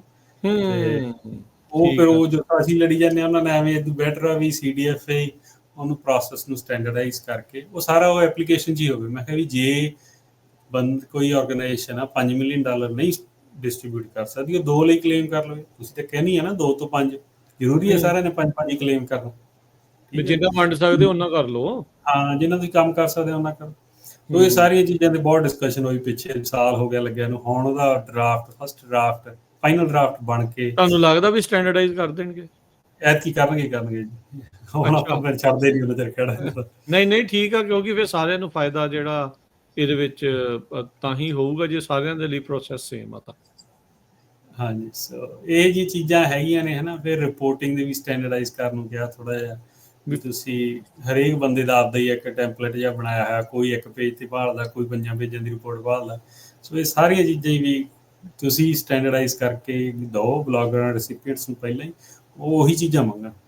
ਹੁਣ ਇਹ ਵੀ ਆ, ਦੇਖ ਲਿਓ ਕਈ ਬੰਦੇ ਤਾਂ ਤੁਹਾਡੀ ਉਹ ਪਿਕਚਰ ਵੀ ਮੰਗਦੇ ਆ ਤੇ ID ਵੀ ਮੰਗਦੇ ਆ, ਠੀਕ ਹੈ। ਕਈ ਵੀ ਮੰਗਦੇ ਨਹੀਂ, ਉਹ ਕਹਿੰਦੇ ਵੀ ਮੈਂ ਪਿਕਚਰ ਕਿਉਂ ਦੇਵਾਂ ਜੀ, ਗਰੋਅਰ ਨੂੰ ਨਹੀਂ ਦੇਣੀ ਚਾਹ ਤਾਂ why he needs to do it, ਹੈ ਨਾ। ਸੋ ਇਹ ਚੀਜ਼ਾਂ ਦੀ ਰਿਕੁਆਇਰਮੈਂਟ ਨਹੀਂ ਹੋਣੀ ਚਾਹੀਦੀ, ਠੀਕ ਹੈ। ਜੋ ਉੱਥੇ ਲਿਖਿਆ ਉਹਨਾਂ ਨੇ ਸਟੈਂਡਰਡ ਪ੍ਰੋਸੈਸ ਆ ਉਹ ਤੁਸੀਂ ਦਿਓ। ਜੋ CDFA ਨਹੀਂ ਮੰਗ ਰਿਹਾ ਉਹਨਾਂ ਨੇ ਮੈਂ ਕੀ ਕਹਿਣਾ, ਉਹ ਕਰਦੇ ਕੀ ਆ, ਆਪਦਾ ਡੇਟਾਬੇਸ ਤਿਆਰ ਕਰ ਲੈਂਦੇ ਆ, ਮਗਰ ਉਹ ਗਰੋਅਰਾਂ ਨੂੰ ਹੋਰ ਪ੍ਰੋਗਰਾਮਾਂ ਲਈ ਰੀਚ ਕਰਨ ਲੱਗ ਜਾਂਦੇ ਆ, ਜਿਹੜੀਆਂ ਚੀਜ਼ਾਂ ਚਾਹੀਦੀਆਂ ਹੀ ਨਹੀਂ ਉਹ ਵੀ ਮੰਗੀ ਜਾਂਦੇ ਸਿਰਫ ਆਪਦਾ ਡੇਟਾਬੇਸ ਬਣਾਉਣ ਨੂੰ। ਠੀਕ ਹੈ ਜੀ। ਸੋ ਨਹੀਂ, ਸੋ ਫਿਰ ਤਾਂ ਕਾਫੀ ਜ਼ਿਆਦਾ ਇਸ ਵਾਰ ਹੋਊਗਾ। ਤੇ ਇਹ ਜਿਹੜੀ ਹੈਲਦੀ ਸੋਇਲ ਤੇ ਸਵੀਪ ਗ੍ਰਾਂਟਸ ਹੈ ਉਹਨਾਂ ਦੇ ਲਈ ਹੈ? ਇਹ ਸਾਰਿਆਂ ਲਈ ਹੁੰਦਾ ਜੀ, ਜਿਵੇਂ ਕਾਸਪਾ ਜਾਂ ਹੈਲਦੀ ਸੋਇਲ ਵੈਟਾ, ਹੋਰ ਵੀ ਜਿੰਨੀਆਂ ਵੀ ਗ੍ਰਾਂਟਸ ਹੋਣਗੀਆਂ ਕੱਲ ਨੂੰ ਬਲਾਕ ਗ੍ਰਾਂਟ ਮਾਡਲ ਦੇ ਵਿੱਚ, ਉਹ ਇਹ ਸਾਰੇ ਬੇਸਿਕਲੀ ਕੈਲੀਫੋਰਨੀਆ ਵੱਲੋਂ ਜਿਹੜੀਆਂ ਹੈਗੀਆਂ ਸਟੇਟ CDFA ਦੀਆਂ ਗ੍ਰਾਂਟਸ ਨੇ ਸਾਰੀਆਂ, ਜਿਹੜੀਆਂ ਸਟੇਟ ਆਫ ਕੈਲੀਫੋਰਨੀਆ ਦੇ ਦੁਆਰਾ ਜਿਹੜੀਆਂ ਹੈਗੀਆਂ। ਬਜਟ ਕੱਟਸ ਦਾ ਵੀ ਅਸਰ, ਸੌਰੀ ਮੈਂ ਤੁਹਾਡੀ ਗੱਲ ਨੂੰ ਵਿੱਚੇ ਟੋਕ ਰਿਹਾ, ਬਜਟ ਕੱਟਸ ਜੋ ਇਸ ਟਾਈਮ ਬਜਟ ਡੈਫਿਸਿਟ ਦਾ ਹੈ, ਉਹਦਾ ਇਹਨਾਂ ਗ੍ਰਾਂਟਸ ਦੇ ਉੱਤੇ ਅਸਰ ਹੈ? ਇਹਨਾਂ ਅਸਰ ਤੇ ਨਹੀਂ ਹੋਊਗਾ, ਕਿਉਂਕਿ ਰਾਜਕਰਨ ਦੀ ਜ਼ਿਆਦਾ ਪ੍ਰੋਪ 4 ਵਾਲੇ ਪੈਸੇ ਨੇ, ਤੇ ਬਾਕੀ ਜਿਹੜੇ ਪਿਛਲੇ ਸਾਲ ਦੇ ਸੀਗੇ ਪੈਸੇ ਉਹ ਐਡ ਹੋਏ ਨੇ CDFA ਦੇ। ਹਾਂ, ਠੀਕ ਆ। ਸੋ ਇਹਨਾਂ ਦਾ ਬਜਟ ਤੇ ਦੇਖੋ, ਗਾਰੰਟੀ ਤੇ ਕਿਸੇ ਚੀਜ਼ ਦੀ ਨਹੀਂ ਹੁੰਦੀ ਆ, ਕੋਈ ਇਹੋ ਜਿਹੀ ਚੀਜ਼ ਜਿਵੇਂ LFR ਹੋ ਗਈ ਸੀ, ਉਹੋ ਜਿਹੀ ਕੋਈ ਆਈਟਮ ਆ ਜੇ ਤਾਂ ਹੋਰ ਕੀ ਕਹਿਣਾ, ਬਟ ਇਹ ਮੋਸਟ ਲਾਈਕਲੀ ਇਹ ਚਲਿਆ ਜਾਣਾ ਬਜਟ ਜਿੰਨਾ ਵੀ ਹੈਗਾ। ਹੁਣ ਆਪਾਂ ਜਿਵੇਂ ਅੱਗੇ ਵੀ ਦੱਸ ਚੁੱਕੇ, $170 ਮਿਲੀਅਨ ਦਾ ਹੈਗਾ। ਠੀਕ ਹੈ। ਤੇ ਇੱਕ ਇਹਦੇ 'ਚ ਇਹ ਚੀਜ਼ਾਂ ਦੱਸਦੀ, ਆਪਾਂ ਬਾਰ-ਬਾਰ ਬਲਾਕ ਗ੍ਰਾਂਟ ਰੈਸੀਪੀਐਂਟ ਕਹਿ ਰਹੇ ਹਾਂ। ਬਲਾਕ ਗ੍ਰਾਂਟ ਰੈਸੀਪੀਐਂਟ ਬੇਸਿਕਲੀ ਉਦਾਹਰਨ ਦੇ ਤੌਰ ਤੇ ਜਿਵੇਂ ਵੀ CDFA ਕੋਈ ਇੰਨਾ ਸਟਾਫ ਨਹੀਂ ਹੁੰਦਾ ਇੰਨੇ ਪੈਸੇ ਵੰਡਣ ਲਈ, ਉਹ ਕੀ ਕਹਿੰਦੇ ਨੇ ਵੀ ਤੁਸੀਂ ਭਾਈ ਆਰਗੇਨਾਈਜੇਸ਼ਨਾਂ ਨੂੰ ਕਹਿੰਦੇ ਵੀ ਸਾਡੇ ਬਿਹਾਫ ਤੇ ਤੁਸੀਂ ਵੰਡ ਦਿਓ, ਹੈ ਨਾ। ਪਿਛਲੀ ਵਾਰ ਜਿਵੇਂ ਇਕੱਲੇ ਸਵੀਪ 'ਚ 12 ਆਰਗੇਨਾਈਜੇਸ਼ਨਾਂ ਨੂੰ ਪੈਸੇ ਮਿਲੇ ਸੀ, 4 ਸੀਟਾਂ ਹੁੰਦੀਆਂ ਨੇ ਜਾਂ ਕੋਈ ਹੋਰ ਹੋ ਗਏ, UCs ਹੋ ਗਈਆਂ, ਤੇ ਉਹਨਾਂ ਨੂੰ ਬਲਾਕ ਗ੍ਰਾਂਟ ਰੈਸੀਪੀਐਂਟ ਕਹਿੰਦੇ ਨੇ। ਤੇ ਜਿਹੜੇ ਬਲਾਕ ਗ੍ਰਾਂਟ ਰੈਸੀਪੀਐਂਟ ਹੈ ਤਕਰੀਬਨ ਸਾਰੇ ਨਾਨ ਪ੍ਰੋਫਿਟ ਹੁੰਦੇ ਨਹੀਂ, ਉਹਨਾਂ ਦੀਆਂ ਕੁਝ ਕੰਡੀਸ਼ਨ ਆ ਫਾਰ ਪ੍ਰੋਫਿਟ ਵੀ ਹੋ ਸਕਦੀਆਂ ਨੇ, ਤੇ ਐਜ਼ ਲੌਂਗ ਐਜ਼ ਤੁਸੀਂ ਮੀਟ ਕਰਦੇ, ਪਰ ਉਹ ਡਿਸਟਰੀਬਿਊਟ ਕਰ ਦਿੰਦੇ ਨੇ ਵੀ ਇੱਕ ਦੋ ਨਾਨ ਪ੍ਰੋਫਿਟਸ ਵੀ ਹੋਣ, UCs ਹੋਣ, RCD ਹੋਣ, ਸਾਰੀ ਅੱਡ ਅੱਡ ਤਰੀਕੇ ਦੇ ਆਰਗੇਨਾਈਜੇਸ਼ਨਾਂ ਉਹ 'ਚ ਕੁਆਲੀਫਾਈ ਹੋ ਜਾਂਦੀਆਂ। ਤੇ ਕੀ ਪੱਗ ਵੱਲੋਂ ਵੀ ਇਸ ਚੀਜ਼ ਦੇ ਲਈ ਅਪਲਾਈ ਕੀਤਾ ਜਾ ਰਿਹਾ ਹੈ? ਤੁਹਾਡੇ ਵੀ ਬਹੁਤ ਸਾਰੇ ਜਿਹੜੇ ਗਰੋਵਰਸ ਨੇ ਜਿਹੜੇ ਤੁਹਾਡੇ ਨਾਲ ਜੁੜੇ ਆ, ਕੀ ਪੱਗ ਵੀ ਬਲਾਕ ਗ੍ਰਾਂਟ ਦੇ ਲਈ ਅਪਲਾਈ ਕਰ ਰਹੀ ਹੈ? ਹਾਂਜੀ, ਇਸ ਵਾਰ ਆਪਾਂ ਕਰਾਂਗੇ। ਪਿਛਲੀ ਵਾਰ ਆਪਾਂ ਸੋਚਿਆ ਸੀਗਾ, ਫਿਰ ਐਨ ਮੌਕੇ ਤੇ ਨਹੀਂ ਹੋ ਪਾਇਆ ਕਿਉਂਕਿ ਆਪਣੇ ਕੋਲ ਰਿਸੋਰਸ ਨਹੀਂ ਸੀਗੇ, ਹੈ ਨਾ। ਪਰ ਉਹ ਤੋਂ ਬਾਅਦ ਪਤਾ ਲੱਗਿਆ ਵੀ ਲੋਕਾਂ ਕੋਲ ਵੀ ਨਹੀਂ ਸੀਗੇ, ਉਹਨਾਂ ਨੇ ਤਾਂ ਕਰਤੀਆਂ ਸਾਰੀਆਂ ਸਬਮਿਟ, ਹੈ ਨਾ। ਠੀਕ ਆ। ਇੱਕ ਦੋ ਆਪਾਂ ਗ੍ਰਾਂਟ ਸਪਲਾਈ ਵੀ ਕੀਤੀਆਂ ਸੀ, ਪਰ ਆਪਾਂ ਉਦੋਂ ਸੈਟਅਪ ਨਹੀਂ ਸੀਗੇ ਉਹ ਉਸ ਤਰੀਕੇ ਨਾਲ। ਠੀਕ ਹੈ। ਇਸ ਵਾਰ ਆਪਾਂ ਨੇ ਆਪਣੀ ਤਿਆਰੀ ਆਪਾਂ ਕਰਾਂਗੇ ਦੋਨਾਂ ਲਈ ਅਪਲਾਈ। ਠੀਕ ਹੈ।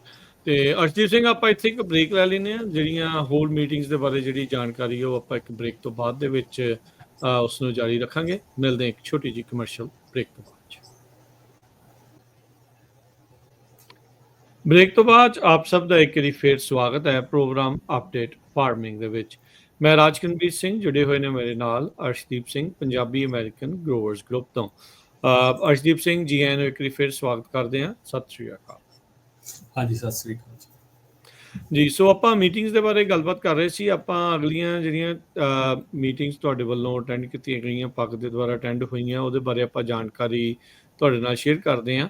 FID ਦੀ ਮੀਟਿੰਗ ਸੀਗੀ ਜਿਹੜੀ, ਉਹਦੇ ਬਾਰੇ, ਤੇ ਜਿਹੜੀ CID ਦੇ ਵਿੱਚ ਹੁਣ ਇਲੈਕਸ਼ਨ ਆ ਰਹੀ ਹੈ, 218 ਇਲੈਕਸ਼ਨ ਆ ਰਹੀ ਆ, ਉਸ ਬਾਰੇ ਇਹ ਕੀ ਮੀਟਿੰਗ ਦੇ ਵਿੱਚ FID ਦੀ ਇਸ ਵਾਰ ਮੀਟਿੰਗ ਦੇ ਵਿੱਚ ਕਿਹੜੀ ਚਰਚਾ ਜਿਹੜੀ ਹੋਈ ਆ, ਕੀ ਰਿਕਮੈਂਡੇਸ਼ਨ ਸੀਗੀ? ਹਾਂਜੀ, ਨਹੀਂ, FID ਦੀ ਮੀਟਿੰਗਸ ਨਾ ਪਿਛਲੇ ਮਹੀਨੇ ਉਹਨੇ ਗਰੋਅਰਸ ਮੀਟਿੰਗਸ ਸਾਰੀਆਂ ਕੰਕਲੂਡ ਕੀਤੀਆਂ ਨੇ, 3-4 ਜਗ੍ਹਾ ਉਹਨਾਂ ਜਿਵੇਂ ਹਰੇਕ ਵਾਰੀ ਕਰਦੇ ਹੁੰਦੇ ਉਹ ਸੀਗੀਆਂ ਉਹਨਾਂ ਦੀਆਂ, ਹੈ ਨਾ। ਤੇ ਇੱਕ ਤਾਂ ਉਹਨਾਂ ਨੇ ਆਪਦੇ ਗਰੋਅਰਸ ਨੂੰ ਅਪਡੇਟ ਦੇਣੀ ਹੁੰਦੀ ਹੈ, ਪਾਣੀ ਦੀ ਕੀ ਸਿਚੁਏਸ਼ਨ ਆ, ਸਾਲ 'ਚ ਕੀ ਆ, ਕਿਹੜੇ ਪ੍ਰੋਜੈਕਟ ਚੱਲ ਰਹੇ ਆ, ਹੈ ਨਾ। ਜਿਹੜੀ ਸਟੈਂਡਰਡ ਆਈਟਮ ਹੁੰਦੀ ਵੀ ਕਿੰਨਾ ਕੁ ਪਾਣੀ ਦੇਣਾ, ਜਿਵੇਂ ਐਤਕੀ 100 ਦਿਨ ਪਾਣੀ ਦੇਣਗੇ ਉਹ ਕਰੀਬ। ਤੇ ਜਿਹੜੇ ਹੈਗੇ ਨੇ ਚਰਚ ਰਾਈਟਸ ਵਾਲੇ, ਮਤਲਬ ਉਹਨਾਂ ਨੂੰ 136 ਦਿਨ ਨੇ, ਉਹਨਾਂ ਨੂੰ 1 ਮਹੀਨਾ ਹੋਰ ਪਾਣੀ ਦੀ ਅਵੇਲੇਬਿਲਿਟੀ ਹੋ। ਤੇ ਇਹ ਜਿਹੀ ਚੀਜ਼ਾਂ ਵੀ ਕਿੰਨਾ ਪਾਣੀ ਆਇਆ ਬਾਈ ਕੁਆਂਟਿਟੀ, ਸਾਰਾ ਕੀ ਹੈਗਾ, ਹੈ ਨਾ। ਤੇ ਇੱਕ ਉਹਦੇ ਜਿਹੜੀ ਵੱਡੀ ਚੀਜ਼ ਆਪਣੇ ਲਈ ਨਿਕਲ ਕੇ ਆਈ ਆ ਉਹ ਇਹ ਸੀਗੀ ਵੀ ਉਹਨਾਂ ਨੇ ਐਤਕੀ ਵੈਲ ਰਜਿਸਟ੍ਰੇਸ਼ਨ ਮੈਂਡੇਟਰੀ ਕੀਤੀ ਆ FID ਨੇ, ਠੀਕ ਹੈ ਜੀ, ਸਾਰੇ ਫਾਰਮਰਸ ਨੂੰ। ਹਾਂਜੀ, ਕੋਈ ਵੀ ਜਿਹੜਾ 2 ਏਕੜ ਫੁੱਟ ਤੋਂ ਪਾਣੀ ਜ਼ਿਆਦਾ ਯੂਜ਼ ਕਰ ਰਿਹਾ, ਪੁੱਲ ਕਰ ਰਿਹਾ ਗਰਾਊਂਡ 'ਚੋਂ, ਐਕਵਾਫਰ 'ਚੋਂ, ਉਹਨੂੰ ਉਹਨਾਂ ਨੇ ਕਿਹਾ ਵੀ ਤੁਸੀਂ ਆਪਦਾ ਜਿਹੜਾ ਵੈਲ ਰਜਿਸਟਰ ਕਰਾਓ, ਹਨਾ। ਹੂੰ, ਹੂੰ, ਉਹਦੇ 'ਚ ਲਗਭਗ ਜਿਹੜੇ ਤਾਂ ਰੈਜ਼ੀਡੈਂਸ਼ੀਅਲ ਹੁੰਦੇ ਆ ਉਹ ਨਿਕਲ ਜਾਂਦੇ, ਕਿਉਂਕਿ ਉਹ 2 ਏਕੜ ਫੁੱਟ ਸਾਲ ਦਾ ਨਹੀਂ ਖੜਦੇ ਗੇ, ਹਨਾ। ਹੂੰ, ਤੇ ਜਿਹੜੇ ਵੀ ਐਗ ਵਾਲੇ ਵੈਲ ਨੇ, ਚਾਹੇ ਉਹ ਛੋਟੇ ਆ ਚਾਹੇ ਉਹ ਵੱਡੇ ਆ, ਜਾਂ ਕੋਈ ਸਿਟੀ ਦਾ ਕਾਊਂਟੀ ਦਾ ਕੋਈ ਵੀ ਅੱਡ ਲੱਗਿਆ, ਉਹ ਸਾਰੇ ਆ ਜਾਂਦੇ ਨੇ ਉਹਦੇ ਵਿੱਚ। ਤੇ ਉਹਨਾਂ ਨੇ ਉਹ ਕਿਹਾ ਵੀ ਹੈ ਕਿ ਨਵੰਬਰ 30 ਮੈਨੂੰ ਲੱਗਦਾ, ਜੇ ਮੈਂ ਨਹੀਂ ਗਲਤ, ਤਾਂ ਉਹਦੀ ਡੈਡਲਾਈਨ ਆ ਵੀ ਉਹ ਰਜਿਸਟਰ ਕਰਨ ਦੀ, ਇਹ ਸਿਰਫ FID ਵਾਲਿਆਂ ਲਈ ਆ? ਇਕੱਲੇ FID ਹੈ, ਫ੍ਰੈਜ਼ਨੋ ਇਰੀਗੇਸ਼ਨ ਡਿਸਟ੍ਰਿਕਟ। ਉਹਦੇ ਉਹਦੇ ਲਈ ਅੱਗੇ ਕੈਸੀ ਚੌਹਾਨ ਆ ਜਿਹੜੇ ਉਹ ਆਉਣਗੇ ਆਪਣੇ ਕੋਲੇ, ਪ੍ਰੋਗਰਾਮ ਤੇ ਵੀ ਆਉਣਗੇ। ਉਹਨਾਂ ਨੂੰ ਅਸੀਂ ਰਿਕੁਐਸਟ ਕੀਤਾ ਸੀ ਵੀ ਤੁਸੀਂ ਆਪ ਆ ਕੇ ਇਨਫੋਰਮੇਸ਼ਨ ਦਿਓ। ਠੀਕ ਹੈ। ਉਹਦੇ ਲਈ ਉਹ ਥੋੜ੍ਹਾ ਜਿਹਾ ਲਿਟਰੇਚਰ ਪੰਜਾਬੀ 'ਚ ਤਿਆਰ ਕਰ ਰਿਹਾ। ਉਹ ਕਹਿੰਦੇ ਸੀ ਵੀ ਇੱਕ ਵਾਰ ਉਹ ਰੈਡੀ ਹੋ ਜੇ ਤੇ ਉਦੋਂ ਬਾਅਦ 'ਚ ਫਿਰ ਉਹ ਆ ਕੇ ਆਪਾਂ ਨੂੰ ਦੱਸਣਗੇ। ਹੂੰ, ਤੇ ਉਹਦੇ 'ਚ ਜਿਹੜੀ ਡਿਟੇਲ 'ਚ ਗੱਲ ਉਹ ਤਾਂ ਚਲੋ ਕੈਸੀ ਚੌਹਾਨ ਆਪ ਆ ਕੇ ਦੱਸਣਗੇ, ਪਰ ਜਿਹੜੀ ਆਪਾਂ ਗੱਲ ਅੱਜ ਆਪਣੇ ਲਈ ਇੰਪੋਰਟੈਂਟ ਇਹ ਆ ਵੀ ਇਹ ਦੱਸਦੇ ਜਾਈਏ ਵੀ ਆਪਾਂ, ਕਿਉਂਕਿ ਜਨਰਲੀ ਐਂ ਹੁੰਦਾ ਵੀ ਇਹ ਪਰਸੈਪਸ਼ਨ ਬਣੀ ਹੋਈ ਹੈ ਵੀ FID ਕੋਲ ਇੰਨਾ ਪਾਣੀ ਆ ਵੀ ਉੱਥੇ ਕਦੇ ਵੀ ਪਾਣੀ ਨਹੀਂ ਮੁੱਕਣਾ ਹੈਗਾ, ਵੀ ਨਾ ਕਦੇ ਸਾਡੇ ਤੇ ਕੋਈ ਰਿਸਟ੍ਰਿਕਸ਼ਨ ਲੱਗਣੀ। ਅੱਛਾ, ਇਹ ਮਤਲਬ ਆਪਣੀ ਜਨਰਲੀ ਪਰਸੈਪਸ਼ਨ ਬਣੀ ਹੋਈ ਹੈ। ਠੀਕ ਹੈ ਜੀ। So sorry.